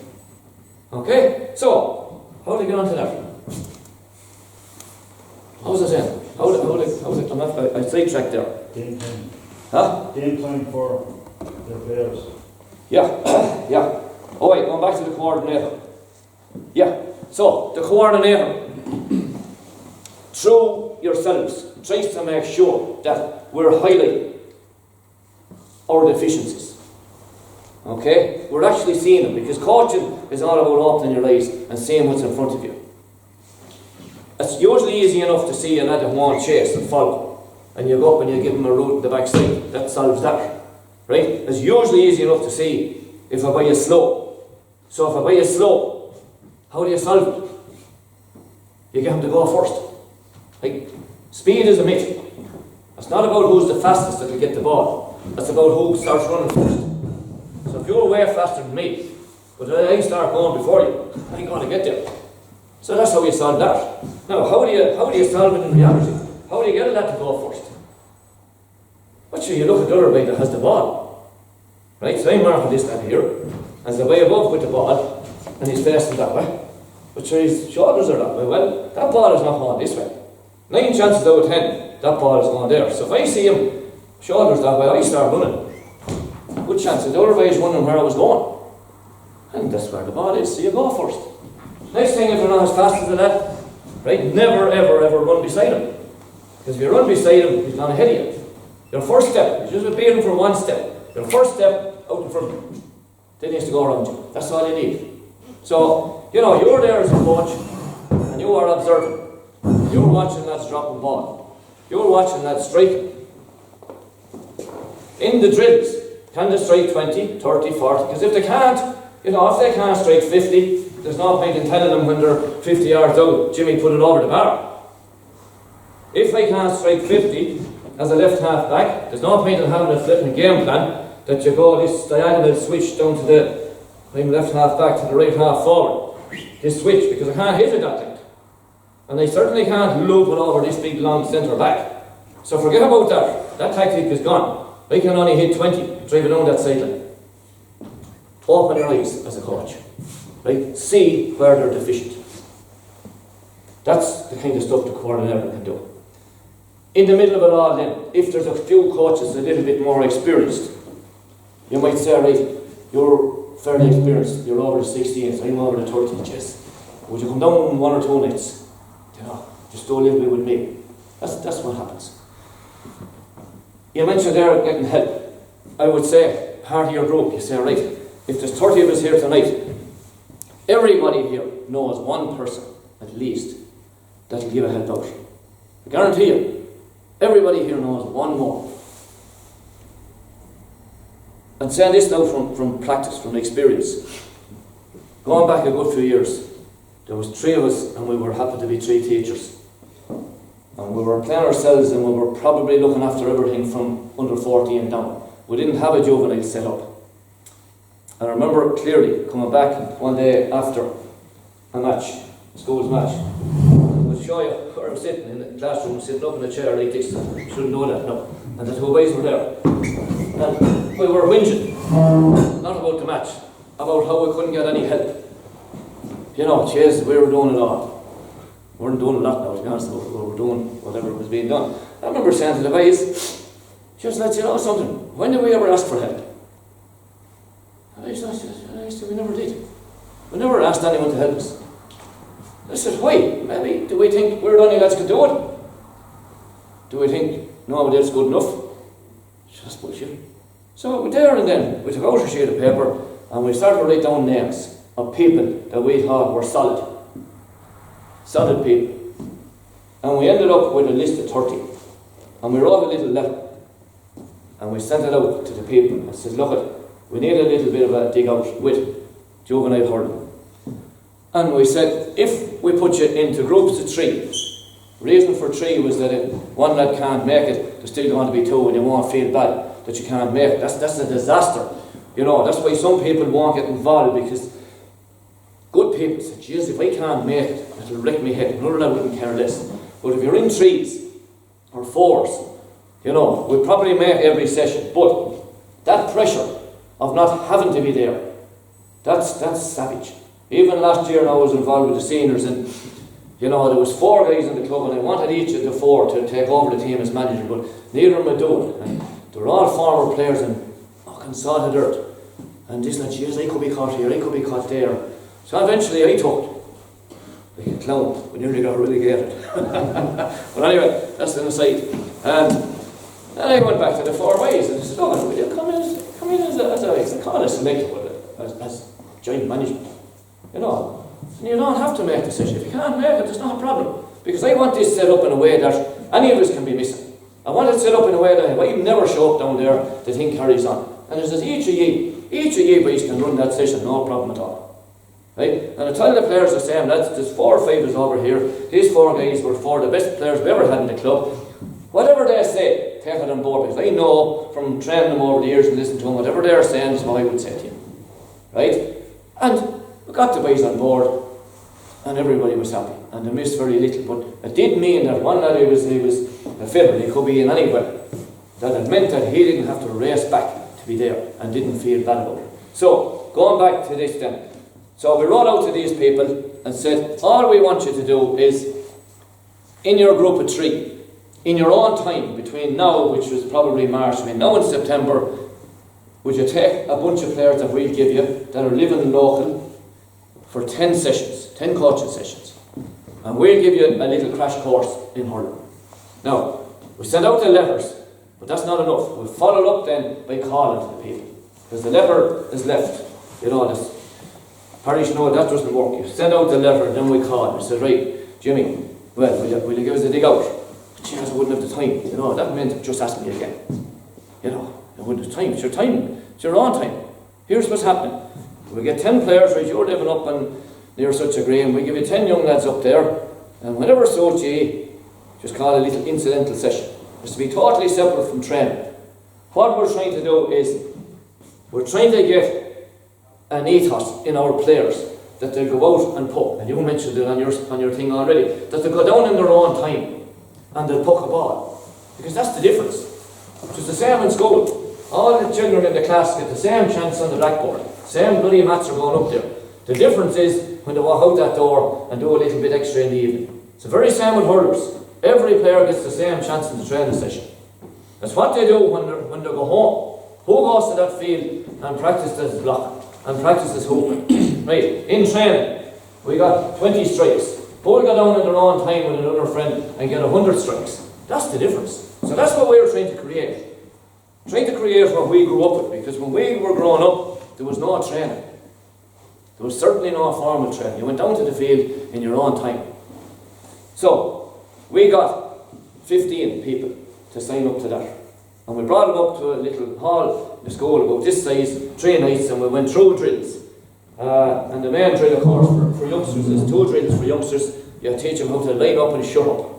That's the main one, right? And being a former teacher, once you have that, the rest will fall into place. So to line up and shut up, and not stick the hurl at the lad behind his face, that you keep the hurl at your side.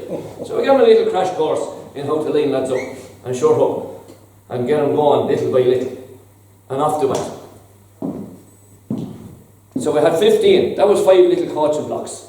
They did their 10 sessions, which was 50. And then each of them followed on with another 10 sessions. Some were up on a green, up in a housing estate, more were down in a back school field, didn't matter where they were. And a little bunch of players, they contacted them separately. Now, what we really hoped would happen, some of them stayed the course. And one of my sons was fortunate to be in one of the groups of the 3 lads, one who hurled before, another lad hurled a small, but the other lad never picked a hurl up in his life. One of my sons was lucky to be in that group. I don't know what age they were. There might have been 8 at the time. But I don't know by the time they got to 10, the lads made a little under 10 team. We didn't have one. Right? And they went off and played little matches. I don't know by the time they went to 14, they still had them. And they went to the bloody county final, right? They were hammered in. But they were playing Dixburgh, a big club. And I remember going in after and saying to the lads, otherwise, getting to the final was brilliant. Those Dixburgh lads, they have a pick of 100. They always had legs on them like minors, you know, but by the time you get to minor, you catch up on them. And funny enough, they did. They can better them in minor, our first minor title. But that's an aside. The boys also put them into football. And they won the bloody football county final. And they went off up to Derry to play a fail. And they won in Division 26 or 27 or whatever. And there's a bloody picture of them below in the dressing room. And by chance that cut ice with them.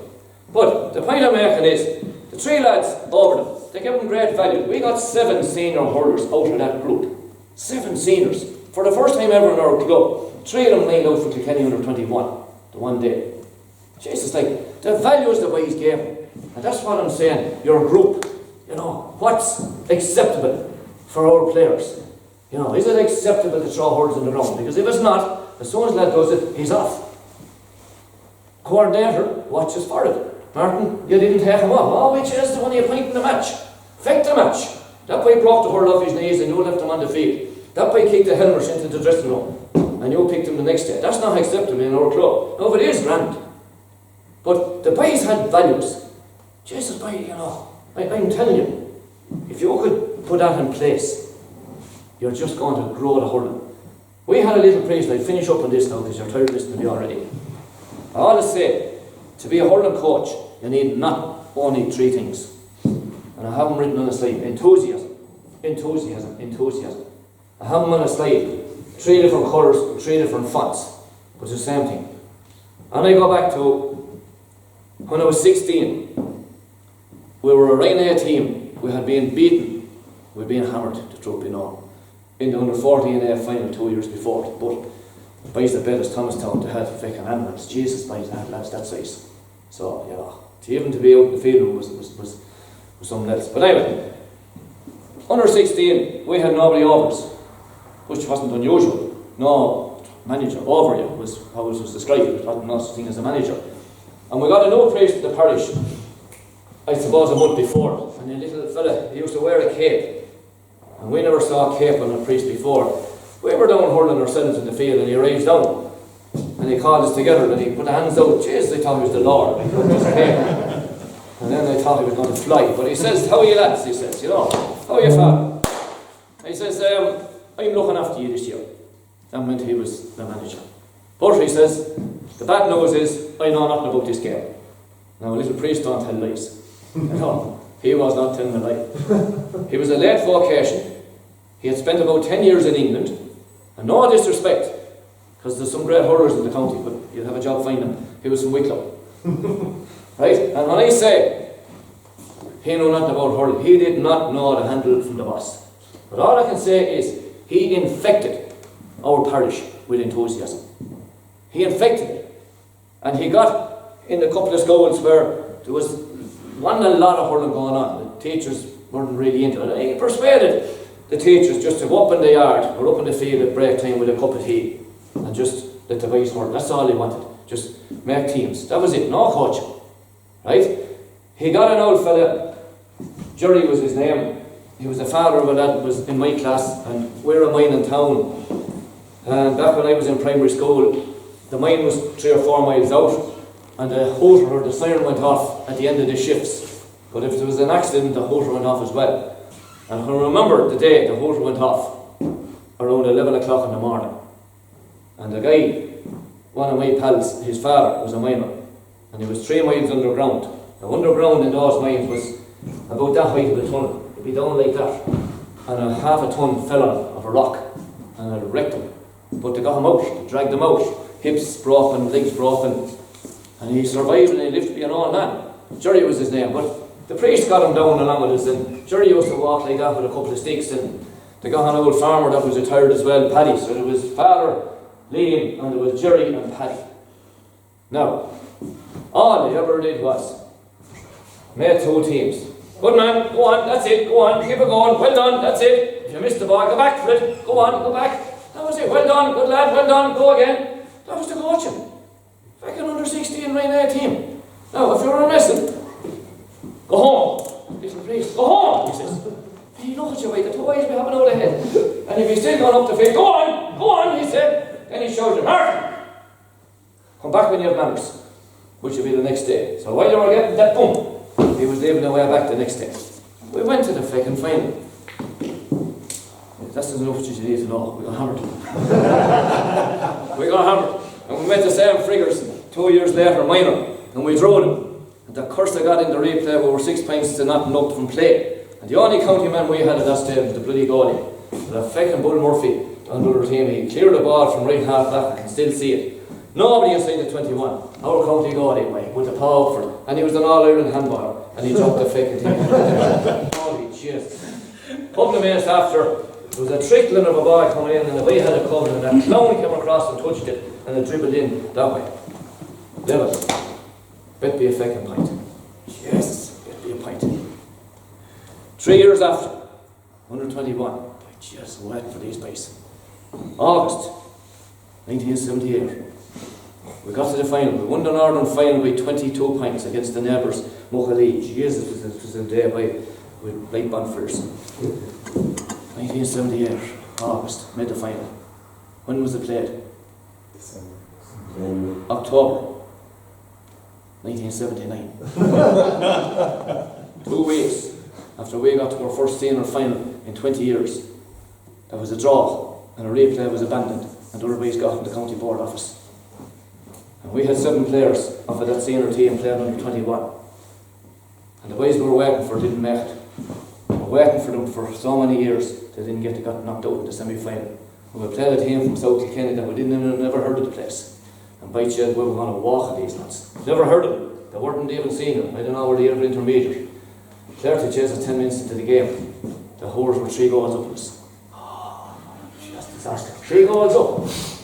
I remember our goalie, I shouldn't say this now. He was mad.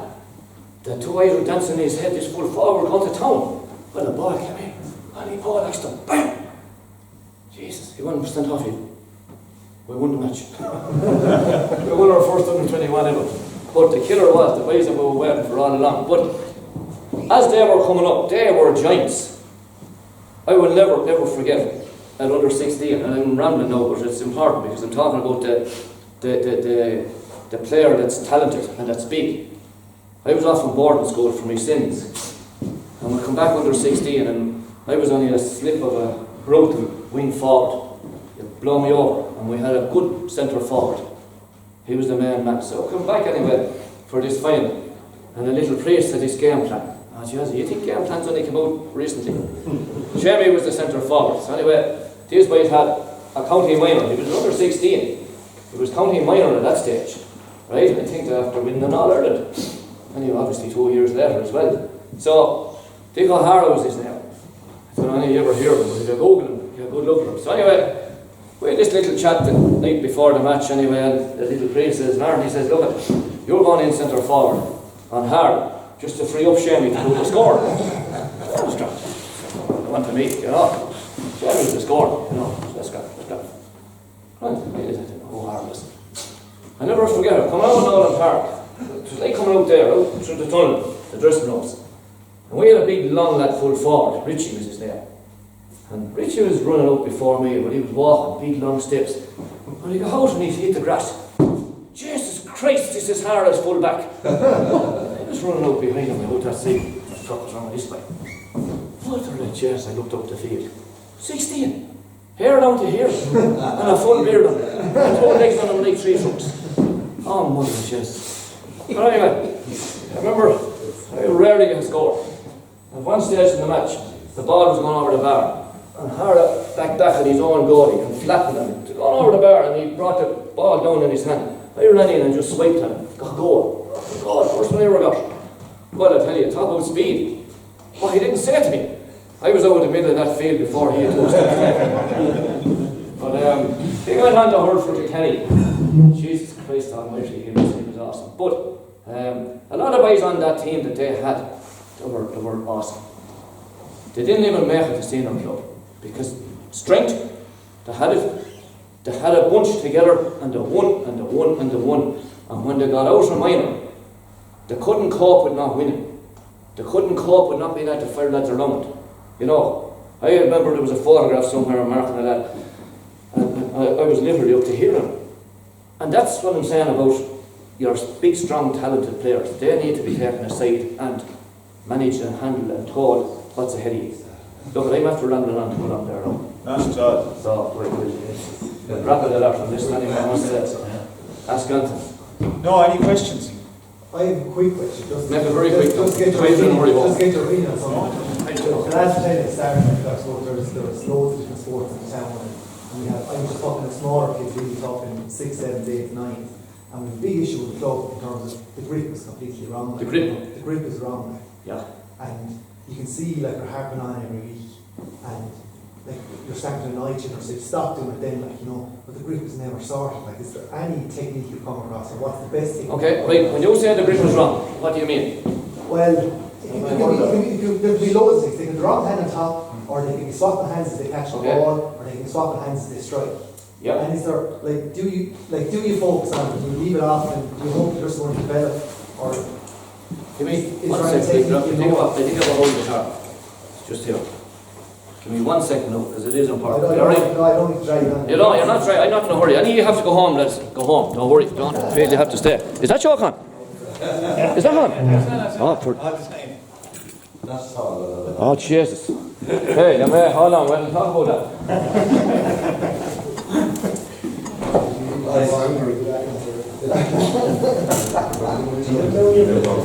He was about there one night, yeah. Well, it was a load of clubs. So we got half dozen of them, you know. Not us, no, about there with us. Yeah. And there was about 60, and then the coaching side. We got to improve. Yeah. Sure. So what do you think? 6 nights at Liverpool. Yeah. That's all I had to watch. Buzzing everywhere. Yeah. Is it pressure? I was in Luxembourg.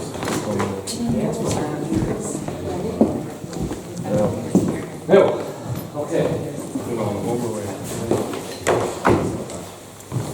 Right, as I said earlier, you have that really good strike. You have to have the nice swing. Okay? In order to have the good swing, you have a good grip. So I will start it off with, ideally, your strongest hand is your grip hand. In my case, the left, most cases, the right. How do you find out with little children? Generally the hand the right way. Now, what I would say to you is this. The length of the hurl, that's why I had it on the slide. The choice of hurl for the youngster, hurl has to be light enough that they can do the Zorro. And I would do the Zorro. I love that, right? Do that little game. I want loads. Now, if that's happening, that hurl is too heavy. I have a big issue on the length of hurls for adults, but for children, if the hurl is too long, you just take a standard hurl and kneel down like that and try and play with it, and it's in your way. And that's what a child is facing. And to be doing all kinds of bad habits if that hurl is too long. So, if there's any doubt, go shorter and go lighter. So that, you know, there are little risks. And it happens more with girls. The risks are maybe that little bit weaker. So if somebody is holding a hurl like that, when you want them to do Zorro, the hurl is too heavy, or the wrist is too weak, or a combination of both.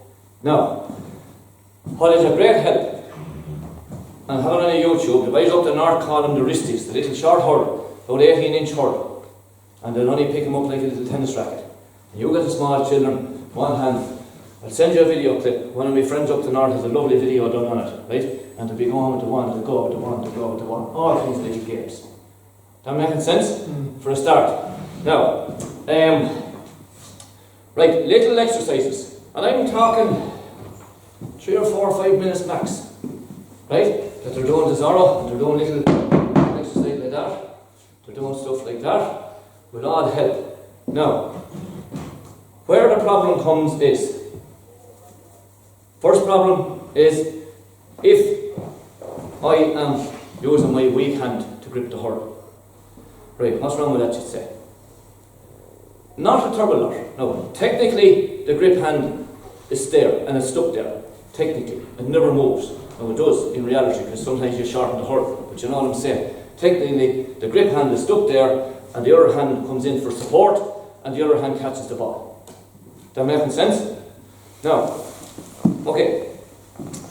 Which hand to hold it with? Ideally the strongest one. Now why? Because if you were sword fighting and you had a one-handed sword and your life depends on it, which hand do you want to hold that with? You want to hold it with your strongest hand because you can swipe hard. You hold it with your weaker hand, you won't be swiping. I explained this to youngsters. Okay? Now, when you're striking a ball, the very same thing comes. If your strongest hand is swinging that hurl, you are going to have the best belt on that ball. Without a shadow, without. Strongest hand, best belt. Put your weaker hand on it. Even a child of 6 will know it won't be as strong.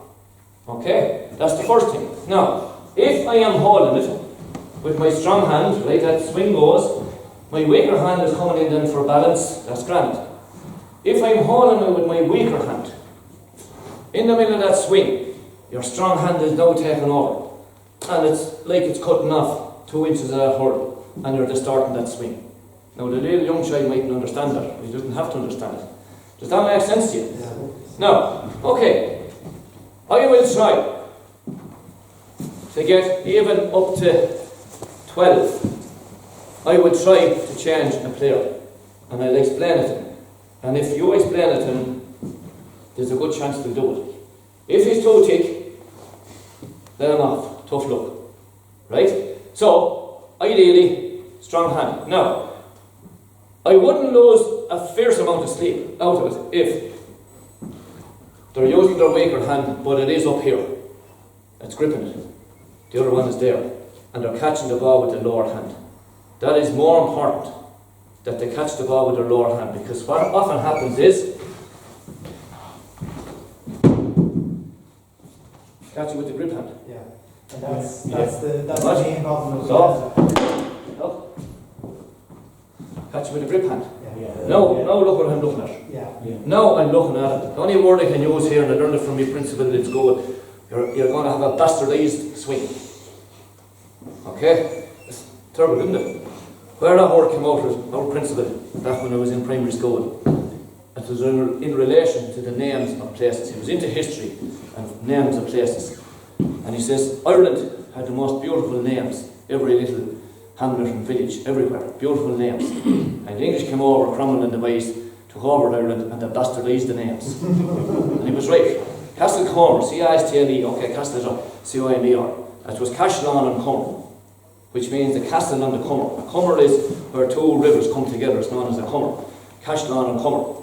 Down below our town, there's a place called Lisnafunchen, L-I-S-N-A-F-U-N-C-H-I-N. Lisnafunchen, it absolutely means nothing. In Irish, it was beautiful. It was Lis, L-I-O-S, Lisna, Funchoiga, F-U-I-N-S-C-O-I-G, which meant, I think, the little dell of the ash, a little mound of ash trees. Beautiful name in Irish. Bastardized into English means nothing. So anyway, that's where the word came from. Tom was sitting up on his pedestal and be writing history and giving out about Cromwell, bastardizing all the names. So anyway, just carried on in the word that, you know, if you're swinging like that, you're bastardizing the swing. Now, I wouldn't be saying that to the children, obviously. Okay? But what is happening is, you know, you're coming in and the children don't understand the seesaw. And the farther back you go, the seesaw, the easier it is to tap the other leg. So if you're coming in like this, right, and that hand goes there, seesaw effect, you're knocking the swing out. Okay? So you've got to explain that to them. Now, how do you solve it? If they're with you, I bribe them, and I've done it with several. I take a ball, new ball, and say, right, James, you sort yourself out within 2 weeks, and you can keep that ball. Now, so what we're looking to do is, ideally, right, the strong hand gripping. So normally what's happening is, I'm like this. Okay, and I have to go like that. So I'm going to start catching with the other hand. Or if I'm raising and catching with this hand, I have to basically going to be catching with the other hand. So you start them off with the catching. Right? And just get them catching with the other hand. And you can do that. It's not too hard to catch with the opposite hand and hand passing and all that. That'll come. And I'll tell you a little bit about that in a second. And I found that to my cost one time. Easy enough to change the hand. Then you get them on the ground. Swinging. Swinging the way you want those hands. Tires. Okay? Balls on the pole. You know those jokes, the pole trailers, anything at all. Swinging. And eventually throwing it up to hit it. Now, to throw it up and hit it, even with any children, and again I learned this from an old fella at home, he didn't even know he was coach, but he was brilliant. And he used to say, swing from your ear, put the hurl in your shoulder. If you take striking for a child, with the ball in her hand, Jesus, which goes up first, the ball or the hurl in there? It's complex. Some was automatic for it, but for some was complex. Little priest couldn't do it, he couldn't do it. So, you know, if you started the hurl here, now all you have to do is throw the ball up. Throw the ball up and swing. Other than that, the hurl is down, you throw up the ball, by the time you bring the hurl up, the ball has gone down. So that is from here and swing, and that will come. That making sense? Yeah. Now, the little wristy, develop the wrist. That making sense? Now, see this yoke. So here's what happens, the bandage. A little bit of that, right? I normally used to keep my hair in place, you know. That's what it is. What's happening, you see, is this. I'm catching with the grip hand. I don't want to. I want to stick this hand to the hurl. Stick it. No. Blue tack and do it. Super glues that. Wrap it around. See the correctors. Huh? There's hurling correctors out there, isn't Not there? correct in the arse, there's going to be a bandage. Right? So get a bit of bandage like that. Now the hand won't come off. And it's just the mind really. So, you know, my mind wants to take this hand off. Because it won't come off. And little by little. Right? We're practicing that. Little by little. And then the same. And I guarantee it'll work. I've done it with several chaps. Is that making any sense? Yeah, it's a big issue we have because I think it's because so many kids the chance to play so many sports. Yeah. I was shy from last year under 7. You know, we're best under 7. It's brilliant. So going from the range this year, playing against lads older than mine. He's hitting loads of ball now. But he's completely half-handed. He's completely. No, don't haunt, you know. That's the thing. Don't haunt it. Ideally, if you can bring them aside separately and free them. Now, you see, what you also have to explain in the middle of all that is, and that's why that little slide I had in my little presentation, I must send it to you. Because I have the grip and I have this, the striking. Striking and hurling camogie. The wrists have to be locked. That's wristing. If you're striking from here, you're pushing. And that again comes from the hurl is too heavy. And I have seen girls play for the Kenny Senior camogie. Brilliant. Every flipping thing you'd want in any hurl. Everything. Except the strike. And I win it and I go with it. And the freaking strike is brutal. And you see her little step of a girl, she gets his hand ball, man, that's gone over the bar. So, that is so important, that you're watching that. I would say in skills and drills, you don't need to be correcting every bloody thing that happens, right? You don't need to be doing that, right? You said, grounds off people, but that is essential. No, so you need little exercises.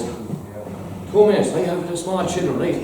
You know, managing the hurl, shorten, lengthen, right? Hands together, helicopter. Right, job around the field, helicopter. Just doing that. Wrist together. Out on the tires. They're on the tires, you're watching the tires, and you're watching that they're not doing that. Lock the hands. Now, it takes a while. If you watch some youngsters, some of the wrists, they don't go back. They're stiff. It takes practice. Best thing for wrists is, I said a club could manage it, is buy a couple of cows. Right, the lads at home years ago, I wasn't a farmer, I was a townie. Farmers had a savage advantage when they was growing up. They were milking 5 or 6 cows by hand every morning. Wrist by like steel. Yeah, it's great. Into the bucket. And the better you got froth in the milk by. You know. And then you had your S&Cs and carry that book of the milk by and then something else. So, a couple of cows. Right? So, anyway, getting back to it. There, any of those little exercises. That making sense? Yeah. Think of the cows. Right? Anything else in the head, lads? No. What part of the nation? Happy Leeds? Yeah. She's a minute to That's Homer. Yeah? Do you ever know that called James Dunphy? I think he used to live out on the Port Leash Road. Yeah, Jimmy. Yeah. Jimmy? Yeah. She's still around? Oh, do you know what? I haven't been up there so long now. You know, Jimmy used to train us when we were kids. He did? Yeah. Did they call him Dino?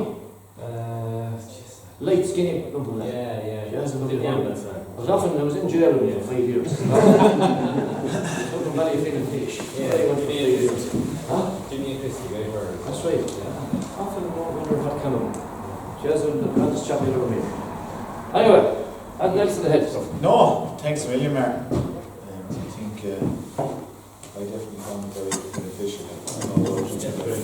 Thanks very much. It's all the same. It's the same stuff you were preaching there anyway. But, no, thanks a million for Sorry, your time. last thing. And again, I'm coming back to the ground hurling. It's so important, you know. It's so, people are so stupid. You know, you don't build a house starting with the roof. And a lot of youngsters starting any game, until you have skills at the game, you won't enjoy it. I spent a nice few pounds on a slate built snooker table for the lads a few years ago. And at Christmas they always want me to play. I don't like playing, because I'm brutal. If the ball was literally on the edge of the pocket, I made the heels in the way that I don't go into the pocket. Right? And I hate the bloody game. I remember, I shouldn't be saying this, but is that turn off the joke? Yeah. Don't worry. It doesn't work anyway. It's off at this stage. But we're up in Trana College a few of us, and some of the boys in the holidays would play badminton. We used to laugh at it. You know, we were holders, badminton. So I got a job in Dublin for a year or two, and there was a few schools together, and they had a hall, and they were starting a badminton league, and they were short one. So they tried to persuade me to make the numbers. Badminton, Jesus, I must be joking. But anyway, out of interest or out of whatever, I said I'll make up the numbers. Sure, this outlet, I wasn't old at all. He was probably around 40 at the time. I thought he was old. He brought me up to show me the rules of the game. I was fearful of it. When he went up to me, he looked at I was going. I couldn't hit the ball over, couldn't serve it. But anyway, long and the short of it was learn the game and actually got to like it and loved it. Now, I was only a 4th division player. My wife was 1st division, she was county champion singles. She'd destroy me because she had touch. So I was a slobber. You get your level. Okay? Now, that's badminton. How did I get to that? What was I going to say? Enjoying the game, you have to enjoy it. Oh yes. Come back to the hurling. Like hurling is a complex game. And when you come down first, you can't do any of these skills. So they won't enjoy it. But I guarantee you, if you keep them on the ground, and I always know back in school, the little junior infants, right? First day or two, line up and shut up and show them how to hold the hurl and keep it in safe there. I used to get them sticking to your leg. That's the safe position. You know, who has the best broken leg? Reason is, I didn't want him doing that and the lad standing behind him, just handling the hurl. Hula hoops all over the yard, standing the hula hoop, leave down the hurl, run around anywhere else, go back to your own. All the whole stuff, just getting them safety. But once they got that, their first game, and actually it's how football originated. A little football we use, right? And across the side, a little place like this, out in the basketball court or whatever, and the hurl had to stay on the ground. And I'd be there, keep that hurl down, so they couldn't swing, and they played their little game, 3 aside, 4 aside, and they loved it. And little by little, then again, they rise up to the knee. But there was nobody getting hit. We wouldn't have helmets. Nobody got hit because the hurls were down there. But they were all enjoying the little game. Why? Because there was only one skill in it. Well, 2, run and hit it like that. Now, bit by bit then, you're working on the skill and the striking, bit by bit. Bit by bit, you're working on the rising. But I have gone all over the country, and I always play a game, and they're looting, and they're looting, and they're looting. And I stopped. Because before I played the game, I had them striking in 2s. Well, I was trying to have them striking in 2s. A lot of them couldn't strike, they couldn't hit it. So I stopped the game. And I say, Mary, I remember one girl up in Ashbourne in Meath, 6 foot tall, a little small hurdle, we'll talk about that in a second, and trying to raise everything. I said, stop, Mary, why are you trying to raise it? Because you're not able to hit it. I know she wasn't there to strike it. I handed her the ball, now hit it. So why are you trying to raise it when you can't strike it? So, bit by bit, you know, and we were always told, when you could strike it to some degree, you only raise the ball when you're out on your own, okay? When you're out on your own, and if you miss the raise, pull on it. You miss the raise, pull on it. That is so important, bit by bit. Smaller numbers, more ball, okay? A little video I have up online, and it shows that little girls above in St. Vincent's playing a game on the ground, playing a game out of their hand, and they're not enjoying it. That is so important. Now, just on the hurdle, I believe, and it's probably not your problem, you'll get a fella and his 5 foot, his whatever, 14, 13, and he's using his 30-inch hurdle. And then he grows up, and he's 6 foot 2, and he's still using a 30-inch hurdle or a 32-inch hurdle. And it's like that. Now, it's totally personal. So if anyone that wants to use any hurdle like, and unfortunately, some lads are winning all Ireland with wooden spoons. But they'll tell you, you know, I won't be hooked. I said, that's grand. But I put the challenge to that then. I said, right, in my opinion, your hurdle is too short. Because with that little short hurdle, look at the number of blocks you miss. Look at the number of hooks you miss. Look at the number of flicks. Look at the number of balls that you want to raise that you can't reach. And it says, it's very easy. Shorten a 36-inch hurdle down to a 30. Watch. But I've yet to see a lad that can turn a 30 into a 36. Now, he suffered it, lads, here. And I'm the one sorry for you, not the slightest. One of those All-Irelands. Shammy, the bold Shammy, broke through. JJ Delaney followed him. Shammy's faster than JJ. And Shammy was about to pull the trigger. And JJ, you might remember the picture, you can Google it. At full extension, the 36-inch hurdle barely got the hook on Shammy. Now, if he missed that hook, that was a goal. And God forbid it, the cup was coming down here. So like Tennyson had a 50-inch hurdle in 2010, and he fired it at Larry. Remember that one? No, that was a telescopic hurdle. That's something I want to fit, you know, with the high ones. But anyway. He missed as well. I won't come back on that one. Because we get into somewhere we don't. Going back to that one. An inch shorter than that hurdle, and Shammy got the shot of it. Now, Owen Murphy maintains to this day that not only would he have blocked the ball, he'd have caught it. We don't get to check that out. But seriously, I firmly believe that as the lads and girls get bigger, that girl I was talking about, I actually gave her my own hurdle in that same session. And I got him practiced up again, I got him going on the ground. And I gave her a decent hurdle, 36 or 35. And you know what? After 10 minutes on the ground, she was able to flop that ball up the field. She was a big, strong girl. Up to that, floating and podding. Any little lad at all, a girl would come in and kick it away and take it off her. But when she wound up and started to pull, I said to her, look what the difference in you in a half an hour. To get the message. Now, it's up to the lads themselves, but, you know, you can shorten the long one. And then when you're out free, you know, you never see Tiger Woods teeing off with a butter.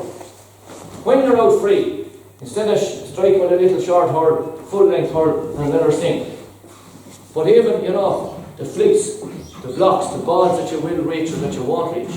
So when they're young, I will go as short as you need to go so that it's light to develop. But then, they should be grown. My take on it is, and it's not 100 miles off of your head there, is, like some people say, stand up straight, put the hurdle by your side and drop your hand down and it's at your wrist, but I'm not so sure, the wrist can be anywhere.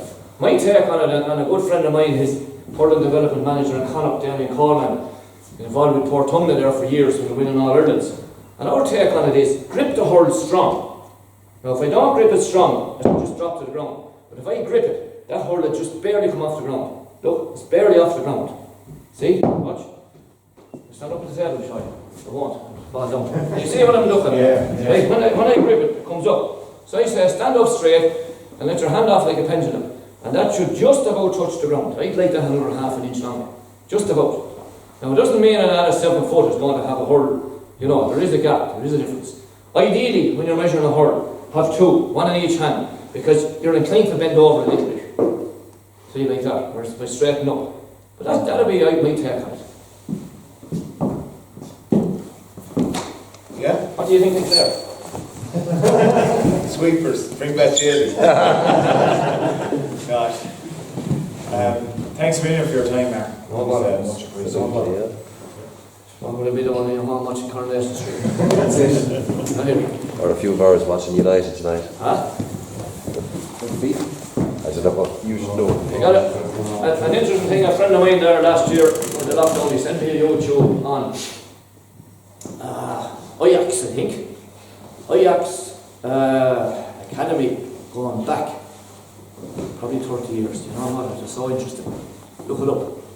The stuff that we're doing. And it was S&C stuff, which was basically running. It was just for soccer. I know into soccer, the States, but you know, we're doing what we're talking, the skills, touch, just worth looking at. I'm fairly sure it's Ajax Academy years ago. And what it says to me is, you know, I don't believe the game hasn't changed. People are all, you know, a lot of people out there are trying to convince people that there's a higher order of thinking, that the ordinary Joe or Mary so just can't ascribe to it. But I tell you, the only thing that's changed in hurling camogie is the weight of the ball. The ball is travelling further. It's the same field, you know, and different.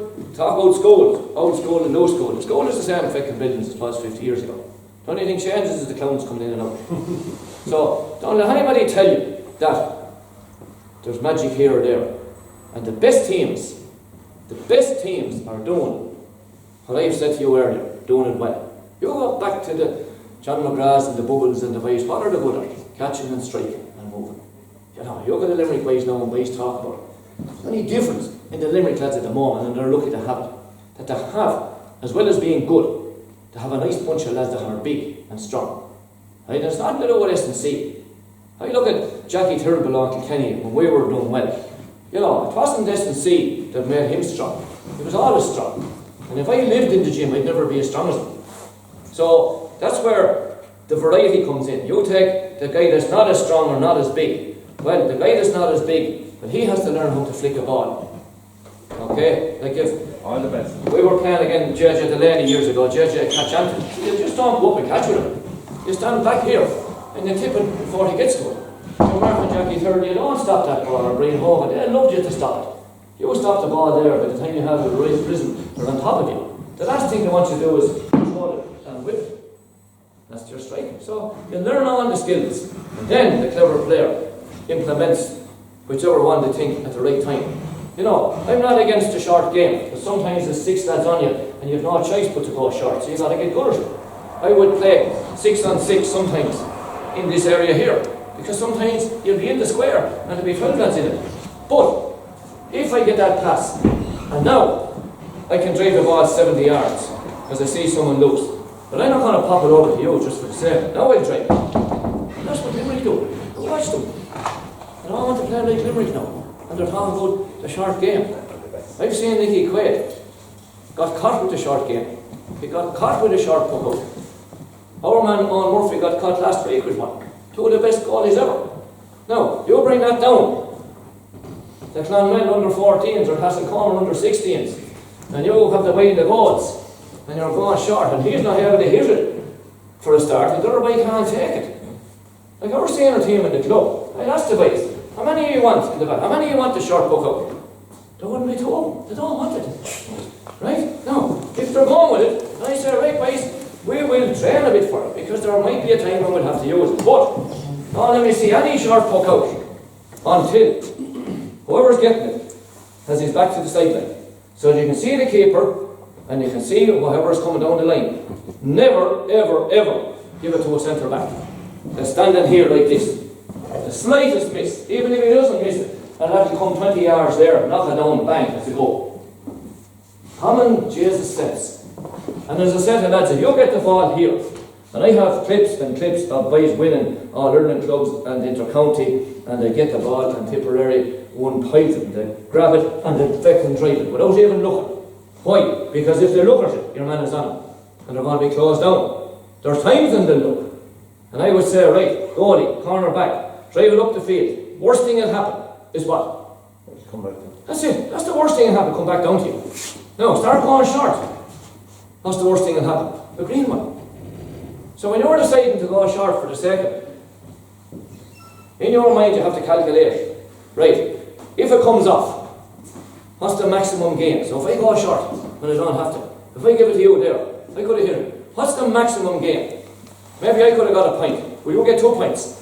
You know, if you can do something with it, fair enough. And then you have to say to yourself, right, if it doesn't come off, what's the maximum penalty? And you have about 0.100 of a second to make that decision.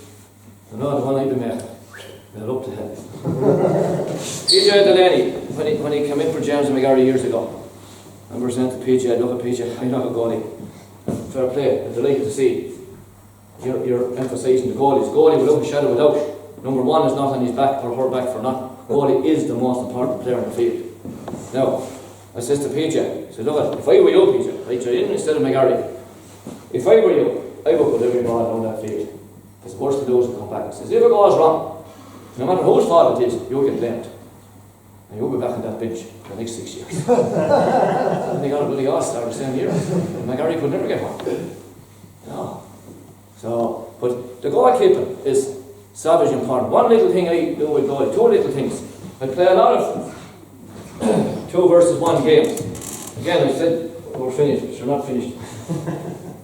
If I had 30 players, doesn't matter, okay, just theoretically, I put 15 of them in red bibs, 15 of them in blue, and they're in threes. So there's myself and 2 other players, and we have little goals here. And the same. So you have 5 little sets of goals up along the line here. Halfway across the field, the blues are doing the same. So, I'm in the goals first, and I have all kinds of games. Sometimes it's all on the ground, sometimes it's full hurling. Right? So there's 2 lads out there, we're going for a minute, pluck out the ball, goals only. Right? As soon as pluck out, goals only. After a minute, change the goal. So everybody is getting to go on the goals. Another one I do then is I call it the goalie challenge. The boys all pick, we have poles, right? Into 2s, 2 poles each, make goals. Make a goals, you make goals there. You know, about whatever the age they are, we say 20, 30 yards apart. Right, we're going for a minute. Who can score the most goals? So one lad is practicing striking and you're practicing saving. And you're watching. Okay, after a minute, you count how many goals you got, make up different games, right? This line move. Now I'm playing the next line. Little games. Goalie challenge. Right? I was trying to build it a couple of years ago there, and COVID flicked it up. I was trying to build it that each county had run one. And that in front of a National League match then, we'd have it, you know, out on the pitch. What I was hoping to do then at one stage was to get a top goalie and a top forward. Like if we'd say in our county, like a TJ Reid versus Owen Murphy. And see which of them, who can beat the other. You know, is it the striker or is it the goalie? You know, it's amazing what you can do with it. But I was thinking at that time, I said to the coach there at home in the county, Brian Ryan, I said, just we get that before a National League match now. You know, goalie challenge. And we get a couple of boys, top lads down just to demonstrate, but that never happened. Anyway, we're finished. Sorry. Thanks, Bill. Thanks a lot. Thanks very much.